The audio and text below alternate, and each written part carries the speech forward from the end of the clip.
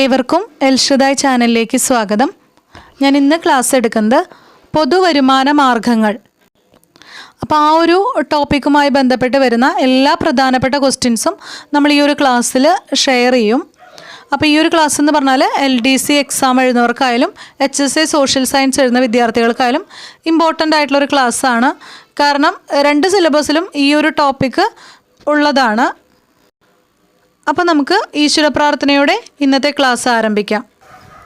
ഈ ഒരു ക്ലാസ് കൂടാതെ SCERT ടെക്സ്റ്റിനെ ബേസ് ചെയ്തിട്ട് നമ്മൾ പൊതുവരുമാന മാർഗ്ഗങ്ങൾ എന്ന് പറഞ്ഞിട്ട് അങ്ങനെ ഒരു ചാപ്റ്റർ ക്ലാസ് എടുത്തിട്ടുണ്ട്. അതുകൂടാതെ തന്നെ GSTയുമായി ബന്ധപ്പെട്ട വേറൊരു ക്ലാസ്സും നമ്മൾ ഈ ഒരു ചാനലിൽ തന്നെ അപ്ലോഡ് ചെയ്തിട്ടുണ്ട്. ഞാൻ ആ രണ്ട് ക്ലാസ്സുകളുടെയും ലിങ്ക് ഇതിൻ്റെ ഡിസ്ക്രിപ്ഷൻ ബോക്സിൽ ചേർക്കാം. ആ ഒരു ക്ലാസ് കൂടി കാണുന്നത് തീർച്ചയായിട്ടും ഉപകാരപ്രദമായിരിക്കും. അപ്പോൾ ഒത്തിരി പോയിൻറ്റ്സ് നമുക്ക് ആ ഒരു ഭാഗത്ത് തന്നെ കളക്ട് ചെയ്യാനായിട്ട് സാധിക്കും. ഈശ്വര പ്രാർത്ഥനയോടെ നമുക്ക് ഇന്നത്തെ ക്ലാസ് ആരംഭിക്കാം.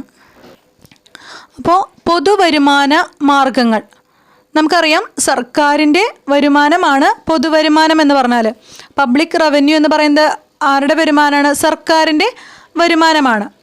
പൊതുവരുമാനം രണ്ടായി തരംതിരിച്ചിട്ടുണ്ട്. എങ്ങനെയൊക്കെയാണത്? നികുതി വരുമാനവും നികുതിയേതര വരുമാനവും. സർക്കാരിന് നികുതി വഴി ലഭിക്കുന്ന വരുമാനങ്ങളുണ്ട്, ഒത്തിരി വരുമാനമുണ്ട്. അതുപോലെ നികുതിയേതര വരുമാനം. നികുതിയേതര വരുമാനം എന്നൊക്കെ പറയുമ്പോൾ ഇപ്പോൾ ഫീസ് അല്ലെങ്കിൽ പെനാൽറ്റി അങ്ങനെയുള്ള കാര്യങ്ങൾക്കൊക്കെ ലഭിക്കുന്ന വരുമാനമാണ് നികുതിയേതര വരുമാനം എന്ന് പറയുന്നത്. അപ്പോൾ സർക്കാരിൻ്റെ പ്രധാന വരുമാന സ്രോതസ്സ് പറഞ്ഞാൽ എന്താണ്? നികുതികളാണ്. നികുതികളിൽ നിന്ന് ലഭിക്കുന്ന വരുമാനമാണ് സർക്കാരിൻ്റെ ഒരു പ്രധാന വരുമാന സ്രോതസ്സ് എന്ന് പറയുന്നത്. പിന്നെ ഈ നികുതികൾ സർക്കാർ എന്തിനാണ് പ്രധാനമായിട്ട് ഉപയോഗിക്കുന്നത്? ക്ഷേമ പ്രവർത്തനങ്ങൾക്കും വികസന പ്രവർത്തനങ്ങൾ എന്നിങ്ങനെ പൊതു താല്പര്യത്തിന് വേണ്ടിയുള്ള ചെലവുകൾ വഹിക്കാനായി ജനങ്ങൾ സർക്കാരിന് നിർബന്ധമായും നൽകേണ്ട പണമാണ് നികുതി എന്ന് പറയുന്നത്. അപ്പോൾ എന്താ പറയുന്നത്? ക്ഷേമ പ്രവർത്തനങ്ങൾ, വികസന പ്രവർത്തനങ്ങൾ എന്നിങ്ങനെ പൊതു താല്പര്യത്തിന് വേണ്ടിയുള്ള ചെലവുകൾ വഹിക്കാനായി ജനങ്ങൾ സർക്കാരിന് നിർബന്ധമായും നൽകേണ്ട പണമാണ് നികുതികൾ എന്ന് പറയുന്നത്. നികുതി നൽകുന്ന വ്യക്തി അറിയപ്പെടുന്നത് നികുതിദായകൻ എന്നാണ്. നികുതി നൽകുന്ന വ്യക്തി അറിയപ്പെടുന്നത് നികുതിദായകൻ എന്നാണ്. കേന്ദ്ര സംസ്ഥാന ഗവൺമെൻറ്റുകളുടെ പ്രധാന വരുമാന മാർഗം എന്ന് പറയുന്നത് നികുതി തന്നെയാണ്. കേന്ദ്രത്തിൻ്റെ ആയാലും സംസ്ഥാനത്തിൻ്റെ ആയാലും ഒരു പ്രധാന വരുമാന മാർഗം എന്ന് പറയുന്നത് എന്താണ്? നികുതികളാണ്. കേന്ദ്ര സർക്കാർ, സംസ്ഥാന സർക്കാർ, തദ്ദേശ സ്വയംഭരണ സ്ഥാപനങ്ങൾ എന്നിവയ്ക്കാണ് നികുതി ഏർപ്പെടുത്താനുള്ള അധികാരം. ആർക്കൊക്കെയാണ്? കേന്ദ്ര സർക്കാരിനും സംസ്ഥാന സർക്കാരിനും തദ്ദേശ സ്വയംഭരണ സ്ഥാപനങ്ങൾ എന്നിവയ്ക്കാണ് നികുതി ഏർപ്പെടുത്താനുള്ള അധികാരമുള്ളത്. നികുതിയെക്കുറിച്ച് പരാമർശമുള്ള പ്രാചീന ഇന്ത്യൻ കൃതികളാണ് മനുസ്മൃതിയും അർത്ഥശാസ്ത്രവും. അപ്പോൾ നികുതിയെക്കുറിച്ച് പരാമർശമുള്ള പ്രാചീന ഇന്ത്യൻ കൃതികളാണ് മനുസ്മൃതിയും അർത്ഥശാസ്ത്രവും. അപ്പോൾ എന്താ പറഞ്ഞത്? നികുതിയെക്കുറിച്ച് പരാമർശമുള്ള പ്രാചീന ഇന്ത്യൻ കൃതികൾ ഏതൊക്കെയാണ്?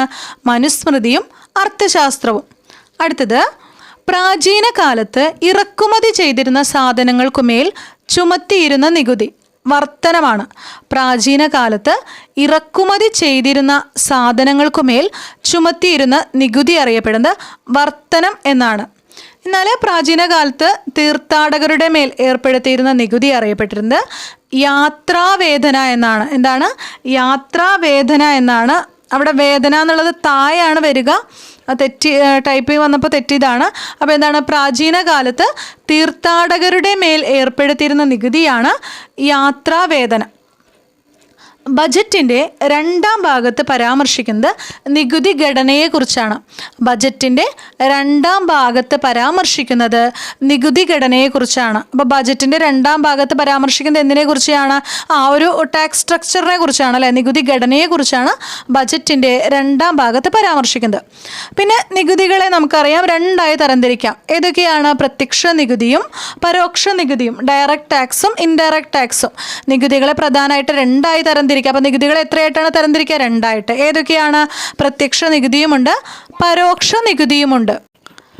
അപ്പോൾ നമ്മൾ പറഞ്ഞു നികുതിയെ രണ്ടായി തരംതിരിക്കുന്നുണ്ട്, പ്രത്യക്ഷ നികുതിയും പരോക്ഷ നികുതിയും.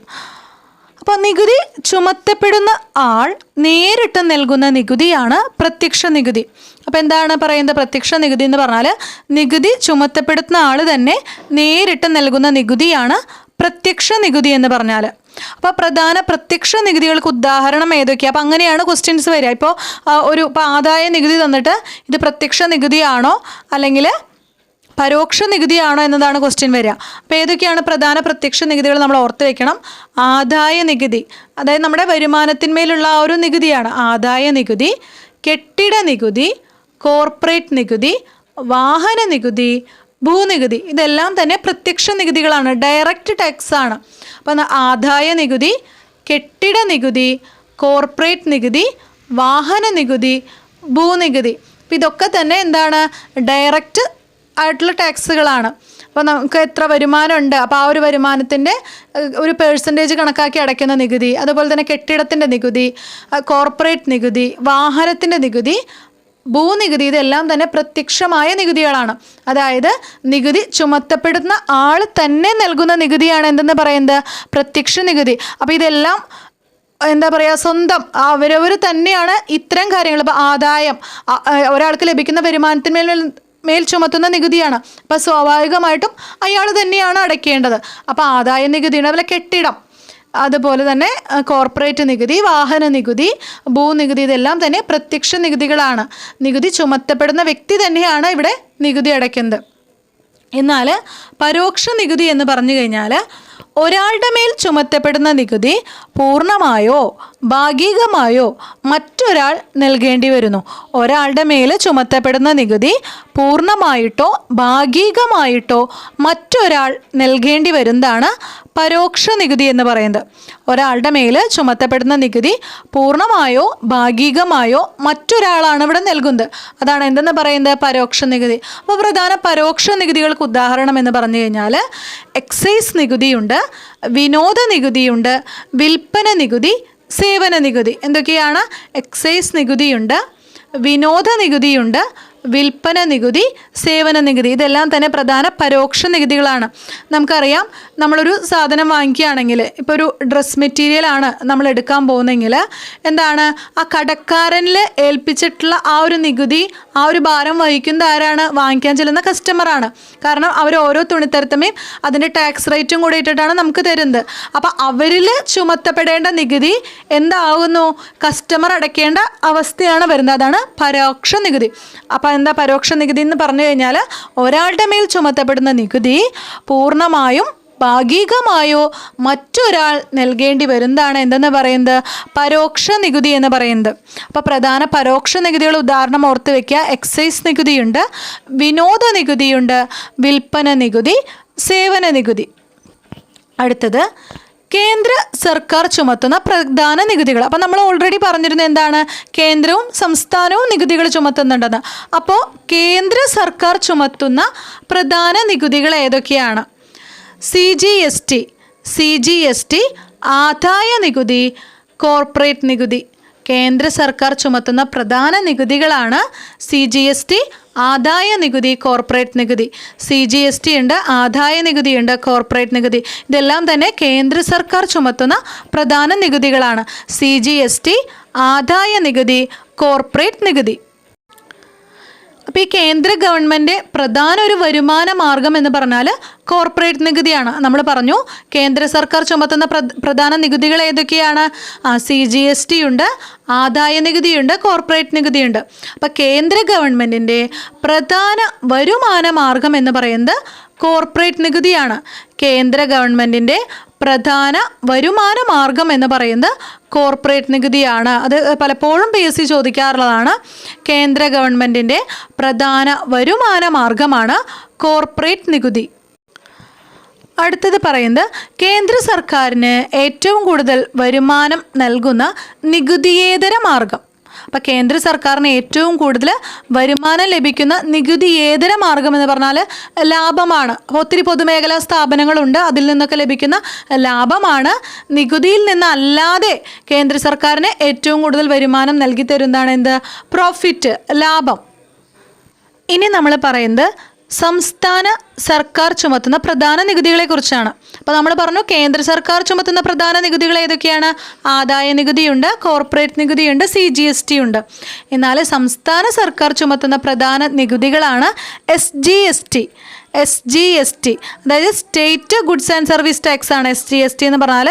CGST എന്താണ്? Central goods and service tax ആണ്. അപ്പോൾ സംസ്ഥാന സർക്കാർ ചുമത്തുന്ന നികുതികൾ ഏതൊക്കെയാണ്? SGST, വിൽപ്പന നികുതി, വാഹന നികുതി, രജിസ്ട്രേഷൻ നികുതി, ഭൂനികുതി. എന്തൊക്കെയാണ്? SGST ഉണ്ട്, വിൽപ്പന നികുതി, വാഹന നികുതി, രജിസ്ട്രേഷൻ നികുതി, ഭൂനികുതി. അത് ഓർത്ത് വയ്ക്കുക, നോട്ട് ചെയ്ത് വയ്ക്കുക. SGST, വിൽപ്പന നികുതി, വാഹന നികുതി, രജിസ്ട്രേഷൻ നികുതി, ഭൂനികുതി.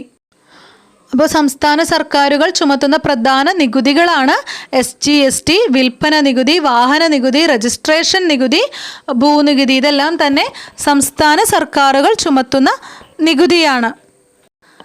സംസ്ഥാന ഗവൺമെൻറ്റിൻ്റെ പ്രധാന വരുമാന മാർഗം ഏതാണ്? സ്റ്റേറ്റ് GST ആണ്.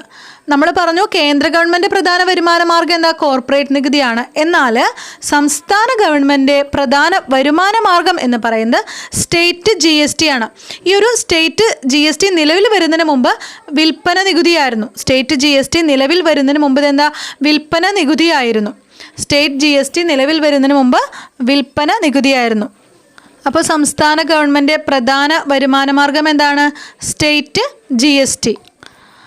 അടുത്തത് തദ്ദേശ സ്വയംഭരണ സ്ഥാപനങ്ങൾ ചുമത്തുന്ന നികുതികളെ കുറിച്ചിട്ടാണ്.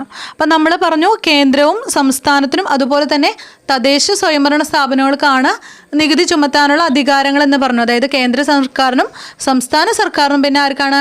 തദ്ദേശ സ്വയംഭരണ സ്ഥാപനങ്ങൾക്കുമാണ് നികുതി ചുമത്താനുള്ള അധികാരമുള്ളത്.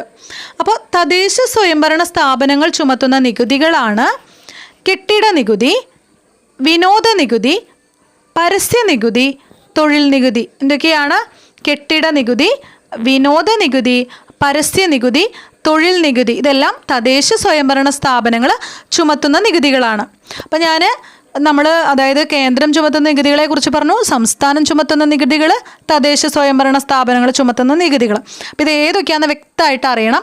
അപ്പോൾ ഒന്നും കൂടെ പറയാം. കേന്ദ്രം ചുമത്തുന്ന നികുതികൾ ഏതൊക്കെയാണ്? കേന്ദ്ര സർക്കാർ ചുമത്തുന്നത് CGST, അതായത് central goods and service tax. പിന്നെ ഏതാണ്? ആദായ നികുതിയുണ്ട്, കോർപ്പറേറ്റ് നികുതിയുണ്ട്. അതിൽ തന്നെ നമ്മൾ പറഞ്ഞു കേന്ദ്ര ഗവൺമെൻറ് പ്രധാന ഒരു വരുമാന മാർഗ്ഗമാണ് എന്ത്? കോർപ്പറേറ്റ് നികുതി എന്ന്. അടുത്തത് പറയുന്നത് സംസ്ഥാന ഗവൺമെൻറ് പ്രധാന വരുമാന മാർഗ്ഗമാണ്. എന്തിൻ്റെ? സംസ്ഥാന ഗവൺമെൻറ് പ്രധാന വരുമാന മാർഗം. അത് ഏതൊക്കെയാണ്? SGST ഉണ്ട്, അതുപോലെ തന്നെ വിൽപ്പന നികുതി, വാഹന നികുതി, രജിസ്ട്രേഷൻ നികുതി, ഭൂനികുതി. എന്തൊക്കെയാണ്?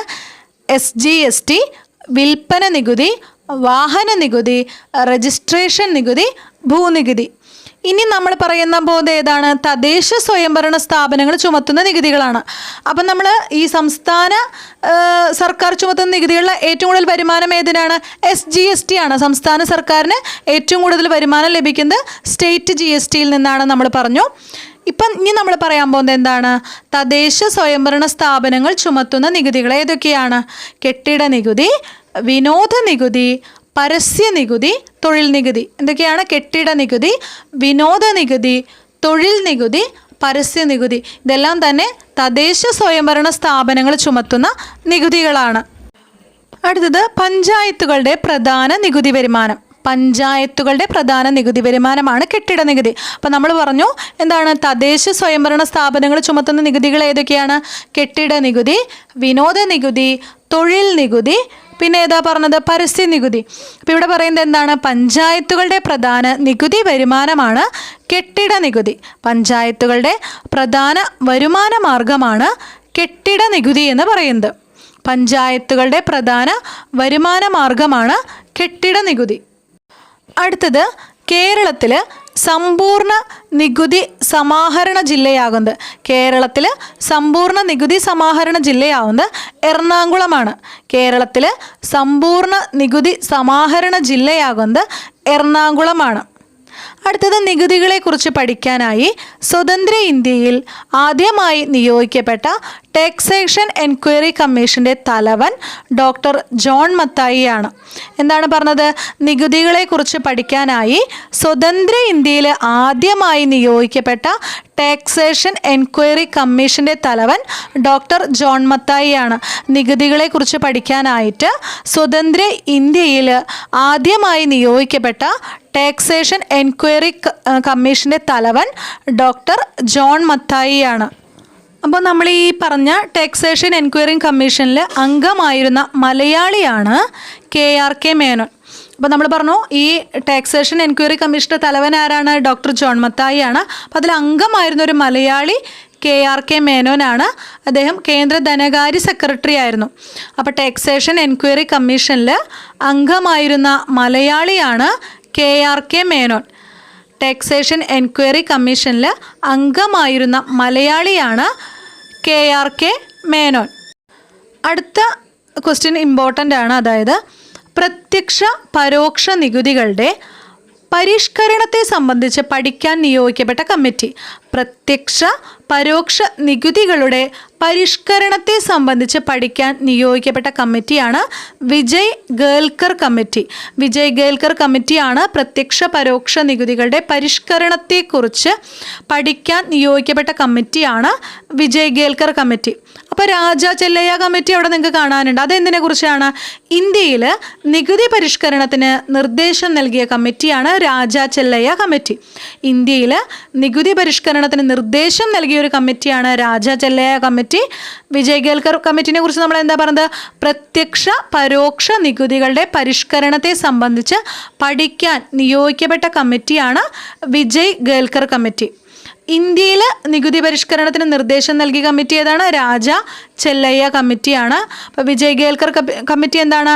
പ്രത്യക്ഷ പരോക്ഷ നികുതികളുടെ പരിഷ്കരണത്തെ സംബന്ധിച്ച് പഠിക്കാൻ നിയോഗിക്കപ്പെട്ട കമ്മിറ്റിയാണ് വിജയ് ഗേൽക്കർ കമ്മിറ്റി.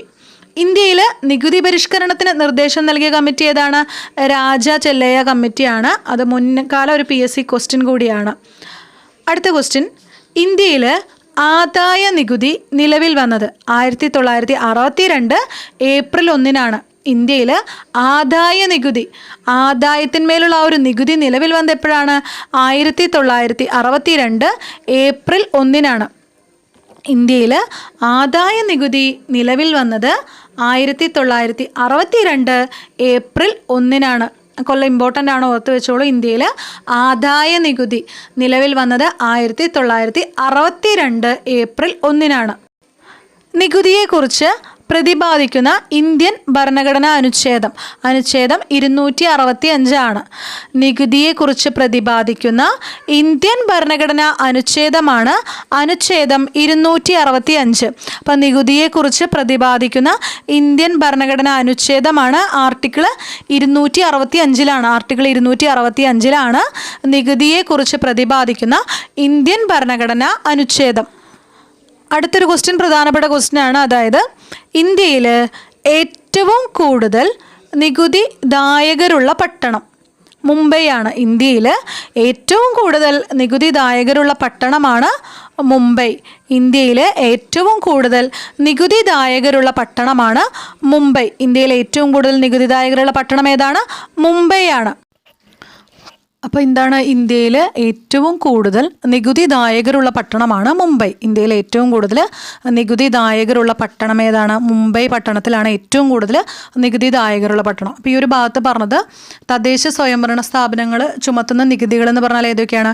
കെട്ടിട നികുതിയുണ്ട്, വിനോദ നികുതിയുണ്ട്, പരസ്യ നികുതിയുണ്ട്, തൊഴിൽ നികുതി. കെട്ടിട നികുതി, വിനോദ നികുതി, തൊഴിൽ നികുതി, പരസ്യ നികുതി, ഇതെല്ലാം തന്നെ തദ്ദേശ സ്വയംഭരണ സ്ഥാപനങ്ങൾ ചുമത്തുന്ന നികുതിയാണ്.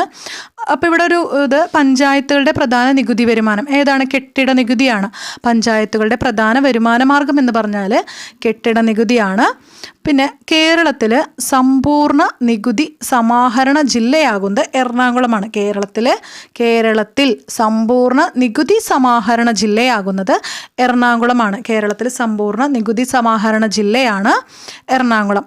പിന്നെ നമ്മൾ പറഞ്ഞത് നികുതികളെക്കുറിച്ച് പഠിക്കാനായി സ്വതന്ത്ര ഇന്ത്യയിൽ ആദ്യമായി നിയോഗിക്കും നിയോഗിക്കപ്പെട്ട ടാക്സേഷൻ എൻക്വയറി കമ്മീഷൻ തലവൻ ഡോക്ടർ ജോൺ മത്തായി ആണ്. അപ്പോൾ 1954 നികുതികളെക്കുറിച്ച് പഠിക്കാനായി സ്വതന്ത്ര ഇന്ത്യയിൽ ആദ്യമായി നിയോഗിക്കപ്പെട്ട ടാക്സേഷൻ എൻക്വയറി കമ്മീഷൻ്റെ തലവൻ ഡോക്ടർ ജോൺ മത്തായി ആണ്. നികുതികളെക്കുറിച്ച് പഠിക്കാനായി സ്വതന്ത്ര ഇന്ത്യയിൽ ആദ്യമായി നിയോഗിക്കപ്പെട്ട ടാക്സേഷൻ എൻക്വയറി കമ്മീഷൻ തലവൻ ഡോക്ടർ ജോൺ മത്തായി ആണ്. അപ്പോൾ നമ്മൾ പറഞ്ഞു ഇതിൽ അംഗമായ മലയാളി ആരാണ്? KRK മേനോനാണ്. അദ്ദേഹം കേന്ദ്ര ധനകാര്യ സെക്രട്ടറി കൂടിയായിരുന്നു. അടുത്തത് പ്രത്യക്ഷ പരോക്ഷ നികുതികളുടെ പരിഷ്കരണത്തെ സംബന്ധിച്ച് പഠിക്കാൻ നിയോഗിക്കപ്പെട്ട കമ്മിറ്റി ഏതാണ്? വിജയ് ഗേൽക്കർ കമ്മിറ്റിയാണ്. പ്രത്യക്ഷ പരോക്ഷ നികുതികളുടെ പരിഷ്കരണത്തെ സംബന്ധിച്ച് പഠിക്കാൻ നിയോഗിക്കപ്പെട്ട കമ്മിറ്റിയാണ് വിജയ് ഗേൽക്കർ കമ്മിറ്റി. പിന്നെ അടുത്ത ക്വസ്റ്റ്യൻ എന്താ പറയുന്നത്? ഇന്ത്യയിൽ നികുതി പരിഷ്കരണത്തിന് നിർദ്ദേശം നൽകിയ കമ്മിറ്റി. ആ പരിഷ്കരണത്തിന് നിർദ്ദേശം നൽകിയ കമ്മിറ്റിയാണ് രാജ ചെല്ലയ്യ കമ്മിറ്റി. അത് പലപ്പോഴും PSC ചോദിച്ചതാണ്. ഇന്ത്യയിൽ നികുതി പരിഷ്കരണത്തിന് നിർദ്ദേശം നൽകിയ കമ്മിറ്റിയാണ് രാജ ചെല്ലയ്യ കമ്മിറ്റി. അപ്പോൾ വിജയ് ഗേൽക്കർ നമ്മൾ എന്താ പറഞ്ഞാൽ പ്രത്യക്ഷ പരോക്ഷ നികുതികളുടെ പരിഷ്കരണത്തെ സംബന്ധിച്ച് പഠിക്കാൻ നിയോഗിക്കപ്പെട്ട കമ്മിറ്റിയാണ് വിജയ് ഗേൽക്കർ കമ്മിറ്റി. അപ്പോൾ പിന്നെ അടുത്തത് ഇന്ത്യയിൽ നികുതി പരിഷ്കരണത്തിന് നിർദ്ദേശം നൽകിയ കമ്മിറ്റിയാണ് രാജ Chellaiah committee.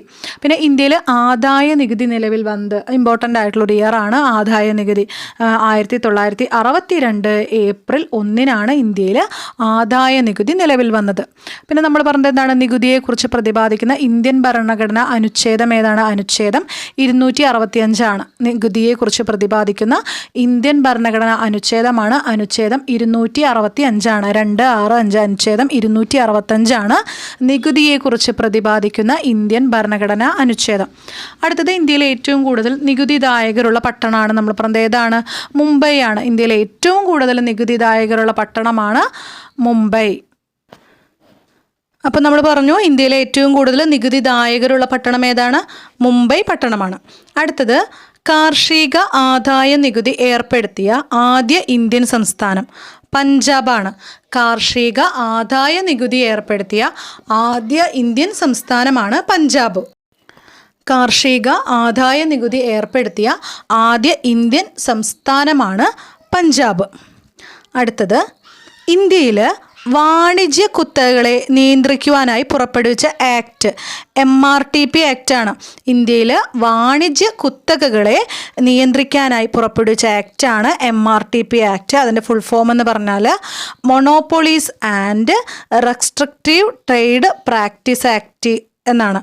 മൊണോപ്പൊളീസ് and restrictive trade practice act എന്നാണ് MRTP ആക്ട്. അപ്പോൾ വാണിജ്യ കുത്തകകളെ നിയന്ത്രിക്കുന്നതിന് വേണ്ടി ഏർപ്പെടുത്തിയ ഒരു ആക്റ്റാണ് MRTP ആക്ട്. അത് പാസ്സാക്കിയത് 1969. ഇന്ത്യയിലെ വാണിജ്യ കുത്തകകളെ നിയന്ത്രിക്കുന്നതിനായി പുറപ്പെടുവിച്ച ആക്റ്റാണ് MRTP ആക്ട്. പുറപ്പെടുവിച്ചത് എന്നാണ് 1969. ആക്ട് ഏതാണെന്ന് ഓർത്ത് വയ്ക്കുക? MRTP act. അതിൻ്റെ ഫുൾ ഫോം നമ്മൾ പറഞ്ഞ എന്താണ്? Monopolies and restrictive trade practice act ആണ് MRTP ആക്ട്. എന്തിനു വേണ്ടിയിട്ടാണ്? വാണിജ്യ കുത്തകകളെ നിയന്ത്രിക്കാനായി പുറപ്പെടുവിച്ച ആക്റ്റാണ് MRTP ആക്ട്.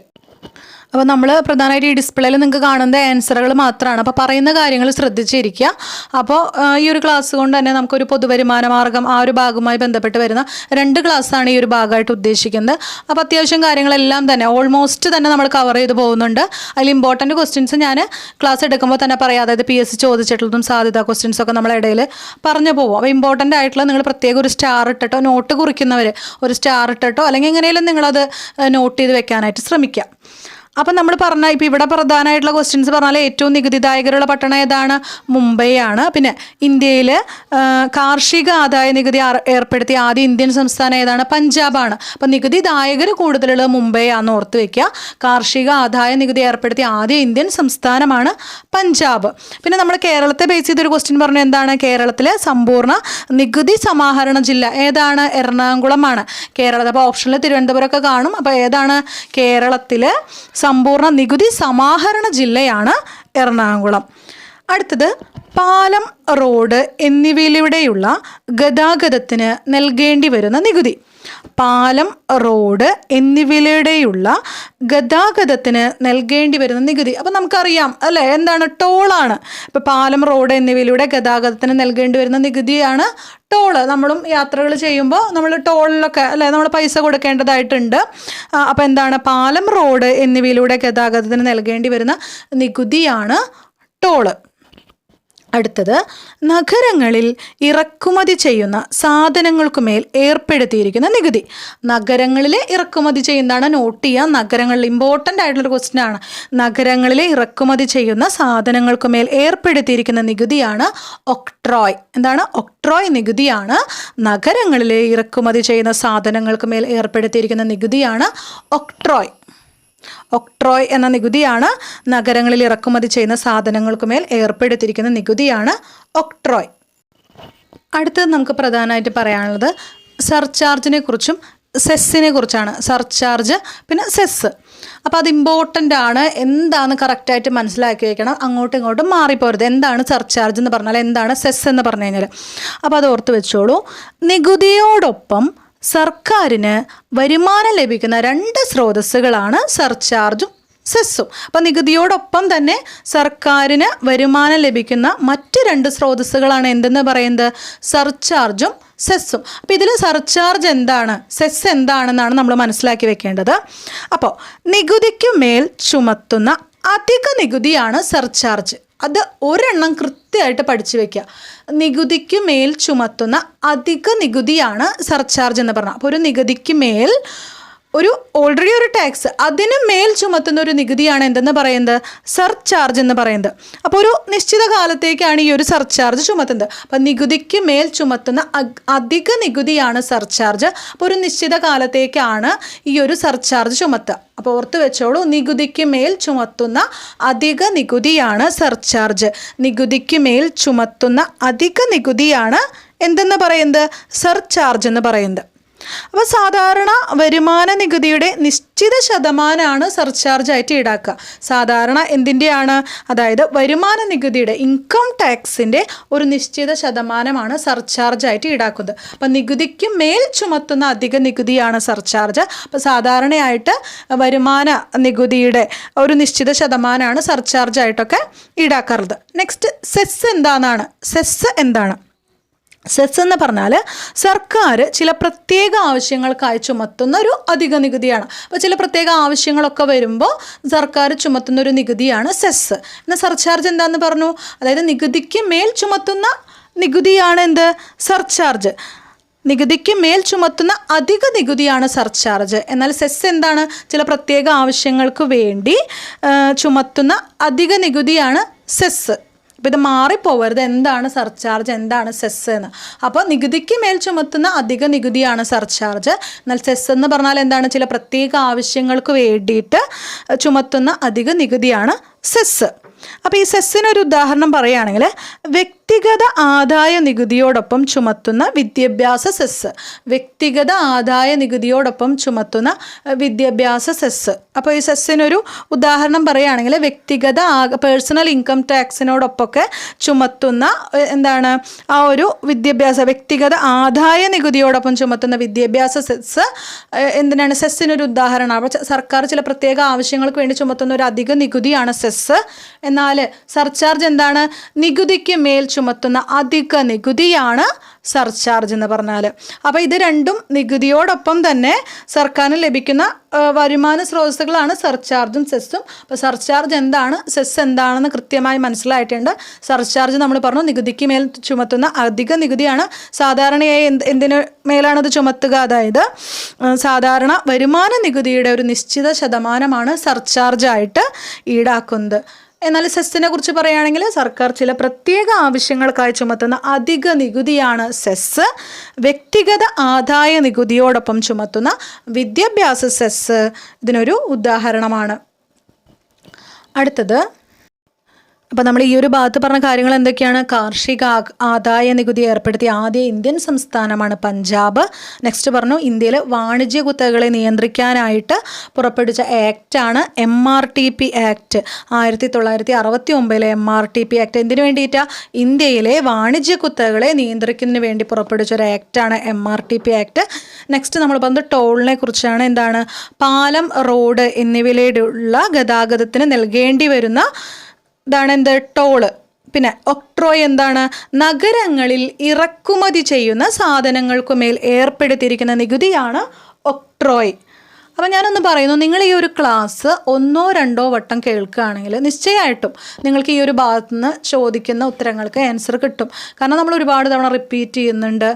അപ്പോൾ നമ്മൾ നന്നായി ശ്രദ്ധിച്ച് ഒരു 1-2 തവണ നിങ്ങൾ റിപ്പീറ്റ് ചെയ്ത് കേൾക്കുകയാണെങ്കിൽ നിങ്ങൾക്ക് യാതൊരു ബുദ്ധിമുട്ടും ഈ ഭാഗവുമായി ബന്ധപ്പെട്ട് വരില്ല.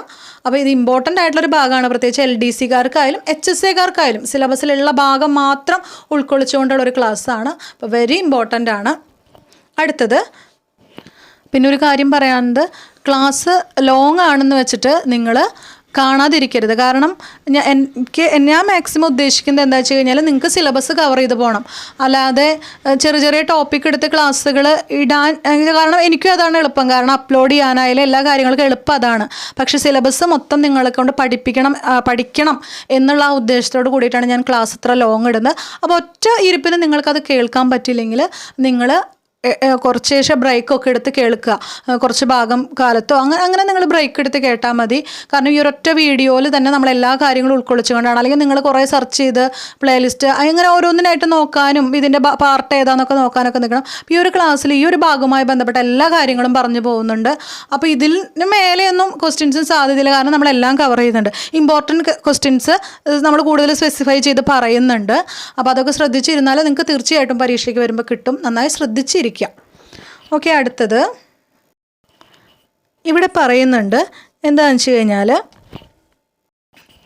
ഫാസ്ടാഗ് അതെന്താണെന്ന് നമുക്ക് മനസ്സിലാക്കി വേണം. അതായത് ഫാസ്ടാഗ് എന്ന് പറഞ്ഞാൽ എന്താണ്? അതായത് വാഹനങ്ങൾ ടോൾ ബൂത്തിലൂടെ കടന്നു പോകുമ്പോൾ വാഹനത്തിൻ്റെ മുൻവശത്ത് പതിപ്പിച്ചിരിക്കുന്ന റേഡിയോ ഫ്രീക്വൻസി ഐഡൻറ്റിഫിക്കേഷൻ കാർഡുകൾ ടോൾ ബൂത്തുകളിലെ റീഡറുകൾ സെൻസ് ചെയ്യുകയും ടോൾ ടാക്സ് ഓട്ടോമാറ്റിക്കായി തന്നെ ഉപഭോക്താവിൻ്റെ കാർഡ് ബാലൻസിൽ നിന്നും കുറയ്ക്കുന്ന സാങ്കേതിക വിദ്യയാണ് ഫാസ്ടാഗ് എന്ന് പറയുന്നത്.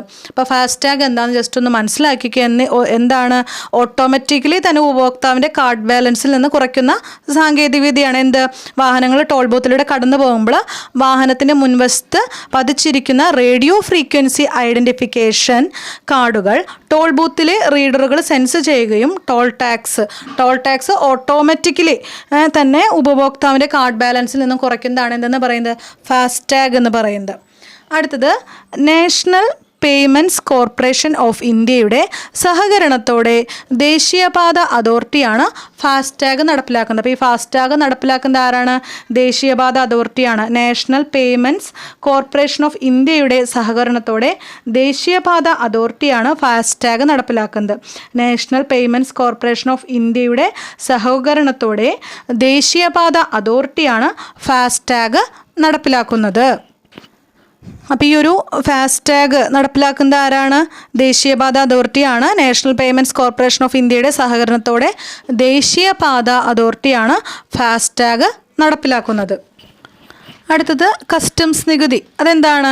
കയറ്റുമതി ഇറക്കുമതി സാധനങ്ങളുടെ മേൽ ചുമത്തിയിരിക്കുന്ന നികുതിയാണ് കസ്റ്റംസ് നികുതി. എന്താ പറഞ്ഞത്? കയറ്റുമതി ഇറക്കുമതി സാധനങ്ങളുടെ മേൽ ചുമത്തിയിരിക്കുന്ന നികുതിയാണ് കസ്റ്റംസ് നികുതി. ഓർത്ത് വയ്ക്കുക, കയറ്റുമതി ഇറക്കുമതി സാധനങ്ങളുടെ മേൽ ചുമത്തിയിരിക്കുന്ന നികുതിയാണ് കസ്റ്റംസ് നികുതി. ഇനി ഭൂനികുതി അടയ്ക്കേണ്ടത് എവിടെയാണ്? വില്ലേജ് ഓഫീസിലാണ്. അത് ഇമ്പോർട്ടൻ്റ് ആയുള്ളൊരു ക്വസ്റ്റ്യനാണ്, ചോദിച്ചിട്ടുള്ള ക്വസ്റ്റ്യനാണ്. ഭൂനികുതി ലാൻഡ് ടാക്സ് അടയ്ക്കേണ്ടത് എവിടെയാണ്? വില്ലേജ് ഓഫീസിലാണ് ഭൂനികുതി അടയ്ക്കേണ്ടത്. ഭൂനികുതി അടയ്ക്കേണ്ടത് എവിടെയാണ്? വില്ലേജ് ഓഫീസിലാണ് ഭൂനികുതി അടയ്ക്കേണ്ടത്. അപ്പോൾ ഈ കാര്യങ്ങളൊക്കെ SCERT ടെക്സ്റ്റ് ബുക്കിൽ ആ ഒരു ചാപ്റ്ററിൽ വരുന്ന കാര്യങ്ങളാണ്. അപ്പോൾ SCERT ഭാഗത്തു നിന്ന് ഒരുപാട് ക്വസ്റ്റ്യൻസ് ഇപ്പോൾ PSCയിൽ ചോദിക്കുന്നുണ്ട്. അപ്പോൾ എന്താ പറയുന്നത്? ഭൂനികുതി അടയ്ക്കേണ്ടത് വില്ലേജ് ഓഫീസിലാണ്. അടുത്തത് തൊഴിൽ നികുതി, കെട്ടിട നികുതി എന്നിവ അടയ്ക്കേണ്ടത് അതുമായി ബന്ധപ്പെട്ട തദ്ദേശ സ്വയംഭരണ സ്ഥാപനങ്ങളിലാണ്. നമ്മൾ നേരത്തെ പറഞ്ഞിരുന്നു അല്ലേ, തദ്ദേശ സ്വയംഭരണ സ്ഥാപനങ്ങൾ അടയ്ക്കുന്ന നികുതി ഏതൊക്കെയാണ് നമ്മൾ പറഞ്ഞിരുന്നു. കെട്ടിട നികുതിയുണ്ട്, വിനോദ നികുതിയുണ്ട്, പരസ്യ നികുതി, തൊഴിൽ നികുതി. അപ്പോൾ ഇവിടെ ചോദിച്ച ക്വസ്റ്റ്യൻ എന്താണ്? തൊഴിൽ നികുതി, കെട്ടിട നികുതി എന്നിവ അടയ്ക്കേണ്ടത്. അതുമായി ബന്ധപ്പെട്ട തദ്ദേശ സ്വയംഭരണ സ്ഥാപനങ്ങളിലാണ് തൊഴിൽ നികുതിയും കെട്ടിട നികുതിയും ഒക്കെ അടയ്ക്കേണ്ടത്. അടുത്തത് ഏറ്റവും കൂടുതൽ നികുതി നിരക്കുള്ള രാജ്യം. ഏറ്റവും കൂടുതൽ നികുതി നിരക്കുള്ള രാജ്യം ബെൽജിയമാണ്. ഏറ്റവും കൂടുതൽ നികുതി നിരക്കുള്ള രാജ്യമാണ് ചോദിച്ചത്, ബെൽജിയമാണ്. എന്നാൽ ഏഷ്യയിൽ ഏറ്റവും കൂടുതൽ നികുതി നിരക്കുള്ള രാജ്യം ചോദിച്ചു കഴിഞ്ഞാൽ ജപ്പാനാണ്. അപ്പോൾ ഓർത്ത് വയ്ക്കുക, ഏറ്റവും കൂടുതൽ നികുതി നിരക്കുള്ള രാജ്യമാണ് ബെൽജിയം. എന്നാൽ ഏഷ്യയിൽ ഏറ്റവും കൂടുതൽ നികുതി നിരക്കുള്ള രാജ്യം ചോദിക്കുകയാണെങ്കിൽ ജപ്പാനാണ്. അപ്പം നികുതി നിരക്ക് ഏറ്റവും കൂടുതലുള്ള രാജ്യം ഏതാണ്? ബെൽജിയമാണ്. എന്നാൽ ഏഷ്യയിൽ ഏറ്റവും കൂടുതൽ നികുതി നിരക്കുള്ള രാജ്യം ചോദിച്ചു കഴിഞ്ഞാൽ ജപ്പാനാണ്. അപ്പോൾ ഓർത്ത് വയ്ക്കുക, ഏറ്റവും കൂടുതൽ നികുതി നിരക്കുള്ള രാജ്യമാണ് ബെൽജിയം. എന്നാൽ ഏഷ്യയിൽ ഏറ്റവും കൂടുതൽ നികുതി നിരക്കുള്ള രാജ്യം ചോദിച്ചു കഴിഞ്ഞാൽ ജപ്പാനാണ്. അപ്പോൾ നമ്മൾ ഒരു ക്വസ്റ്റ്യൻ പറഞ്ഞു, ഇന്ത്യയിൽ ഏറ്റവും കൂടുതൽ നികുതിദായകരുള്ള പട്ടണം ഏതാണ്? ഇന്ത്യയിലെ ഏറ്റവും കൂടുതൽ നികുതിദായകരുള്ള പട്ടണം മുംബൈ ആണ്. ഇവിടെ പറയുന്ന നിരക്കാണ്. ഏറ്റവും കൂടുതൽ നികുതി നിരക്കുള്ള രാജ്യം ബെൽജിയമാണ്. ഏഷ്യയിലെ ഏറ്റവും കൂടുതൽ നികുതി നിരക്കുള്ള രാജ്യം ജപ്പാനാണ്.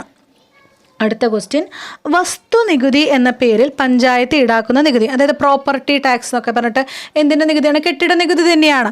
വസ്തുനികുതി അല്ലെങ്കിൽ പ്രോപ്പർട്ടി ടാക്സ് എന്ന പേരിൽ പഞ്ചായത്ത് ഈടാക്കുന്ന നികുതിയാണ് കെട്ടിട നികുതി.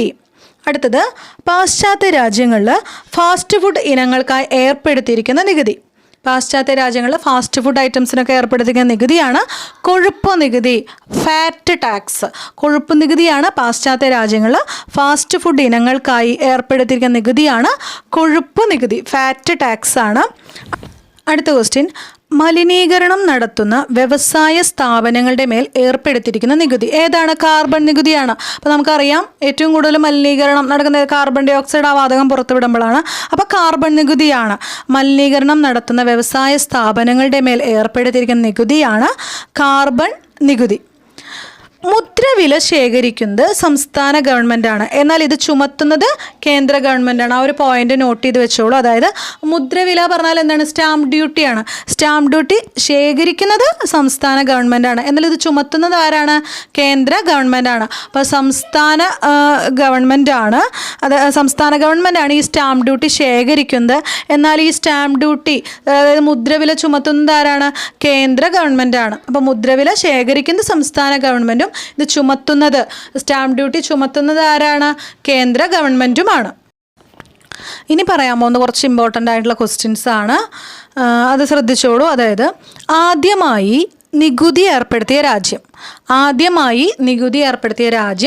ഈജിപ്താണ്. ആദ്യമായി നികുതി ഏർപ്പെടുത്തിയ രാജ്യമാണ് ഈജിപ്ത്. എന്നാൽ ആദ്യമായി കാർബൺ നികുതി നടപ്പിലാക്കിയ രാജ്യം ന്യൂസിലാൻഡാണ്. ആദ്യമായി ഉപ്പ് നികുതി ഏർപ്പെടുത്തിയ രാജ്യം ചൈനയാണ്. ചൈന. അപ്പോൾ ആദ്യമായി നികുതി ഏർപ്പെടുത്തിയ രാജ്യം ഏതാണ്? ഈജിപ്താണ്. എന്നാൽ ആദ്യമായി കാർബൺ നികുതി, നമ്മൾ പറഞ്ഞു കാർബൺ നികുതി എന്താണ്? മലിനീകരണം നടത്തുന്ന വ്യവസായ സ്ഥാപനങ്ങളുടെ മേൽ ചുമത്തുന്ന നികുതിയാണ് എന്ത്? കാർബൺ നികുതി എന്ന് പറഞ്ഞു. അപ്പോൾ ഈ ഒരു കാർബൺ നികുതി ആദ്യമായി ഏർപ്പെടുത്തിയത് ന്യൂസിലാൻഡാണ്. ആദ്യമായി നികുതി ഏർപ്പെടുത്തിയ രാജ്യം ഏതാണ്? ഈജിപ്താണ്. ആദ്യമായി ഉപ്പ് നികുതി ഏർപ്പെടുത്തിയ രാജ്യം ചൈനയാണ്. അപ്പോൾ തന്നെ നമ്മൾ വേറെ ക്വസ്റ്റ്യൻ പറഞ്ഞിരുന്നത് എന്താണ്? ഏറ്റവും കൂടുതൽ നികുതി നിരക്കുള്ള രാജ്യം ഏതാ? ബെൽജിയമാണ്. നികുതി നിരക്ക് ഏറ്റവും കൂടുതലുള്ള രാജ്യം ബെൽജിയമാണ്. എന്നാൽ ഏഷ്യയിലെ ഏറ്റവും കൂടുതൽ നികുതി നിരക്കുള്ള രാജ്യം ഏതാണ്?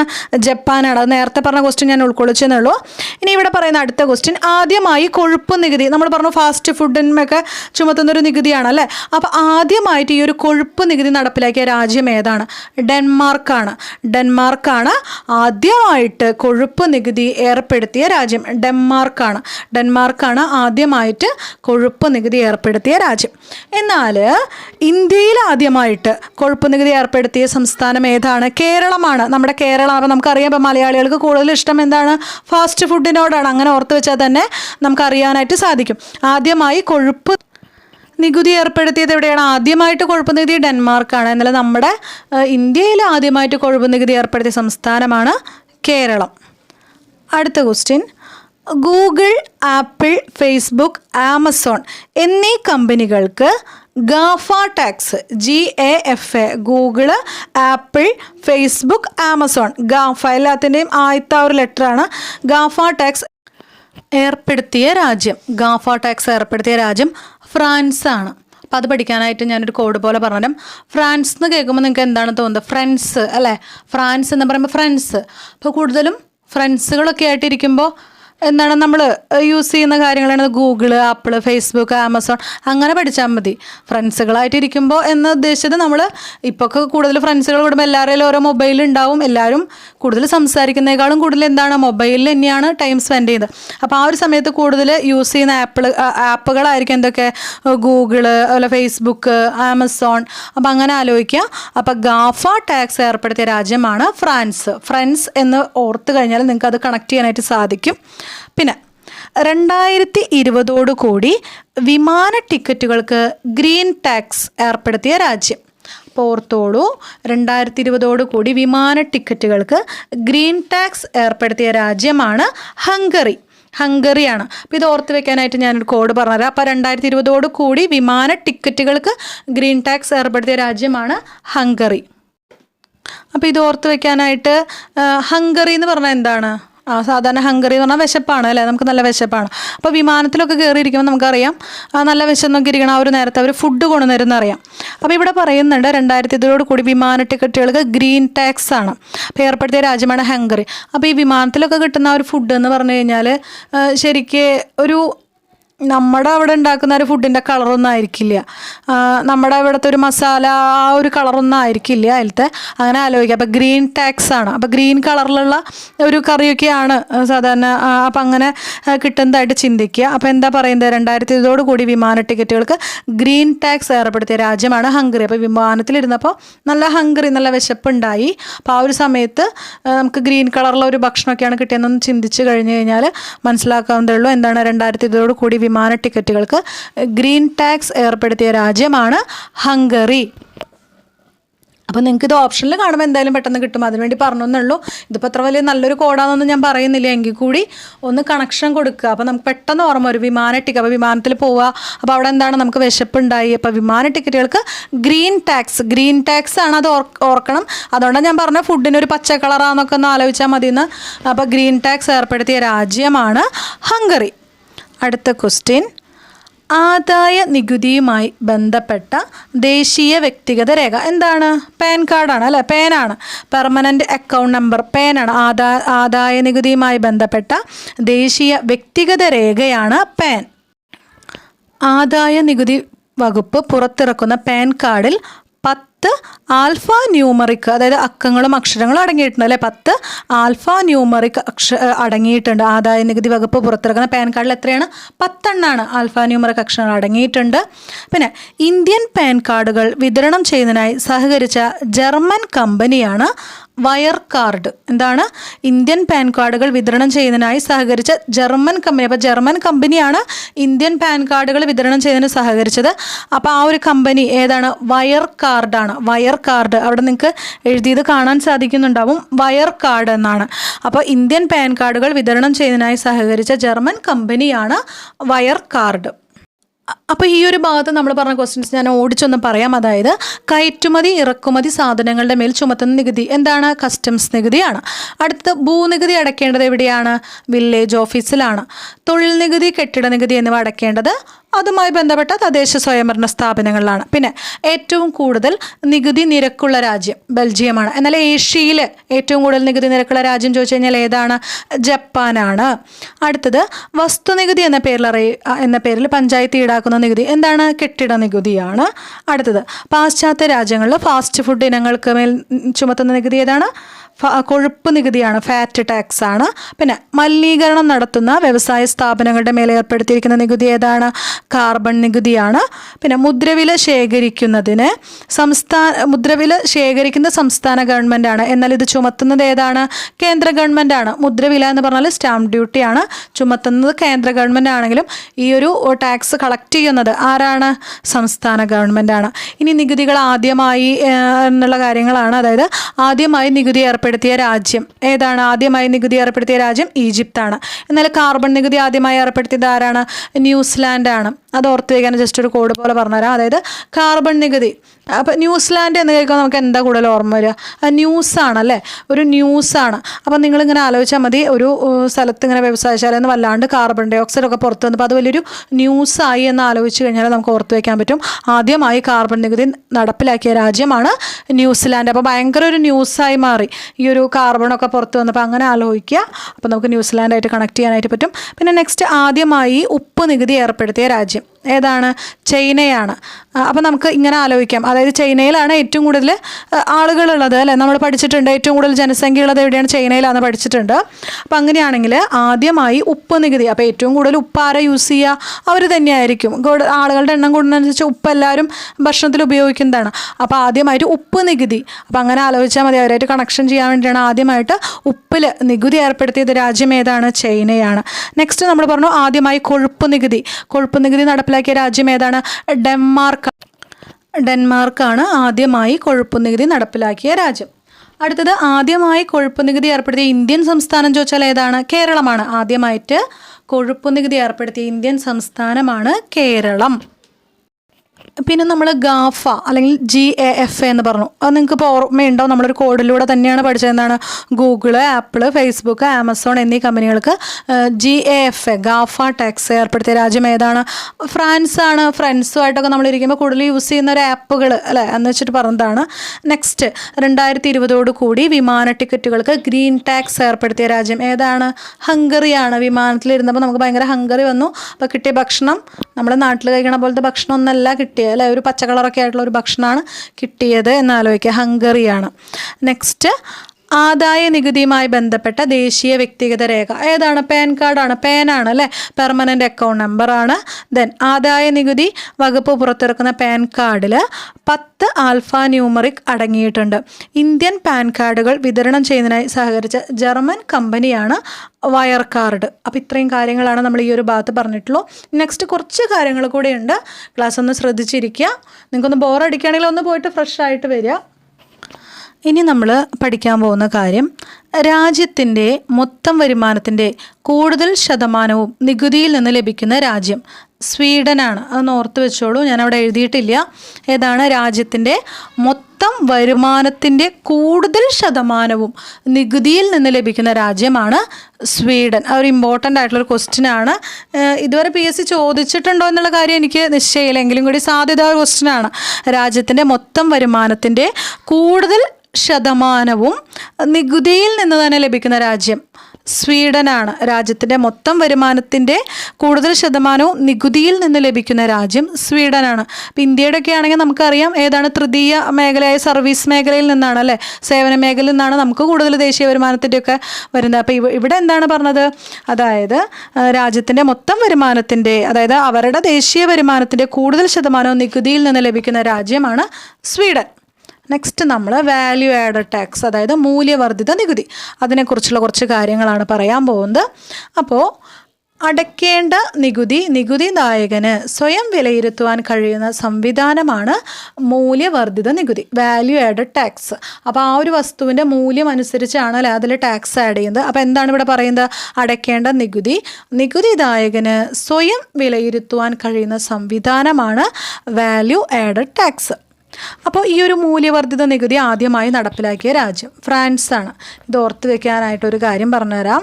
അതായത് വാറ്റ് എന്ന് പറഞ്ഞു കഴിഞ്ഞാൽ അതായത് ഇപ്പോൾ ഈ വാറ്റ് എന്ന് കേട്ടിട്ടുണ്ടല്ലോ. അപ്പോൾ ഫ്രണ്ട്സൊക്കെ കൂടുമ്പോഴാണ് ഈ വാറ്റും പരിപാടികളൊക്കെ അല്ല ഈ പയ്യന്മാർ കൂടുതൽ ചെയ്യുക.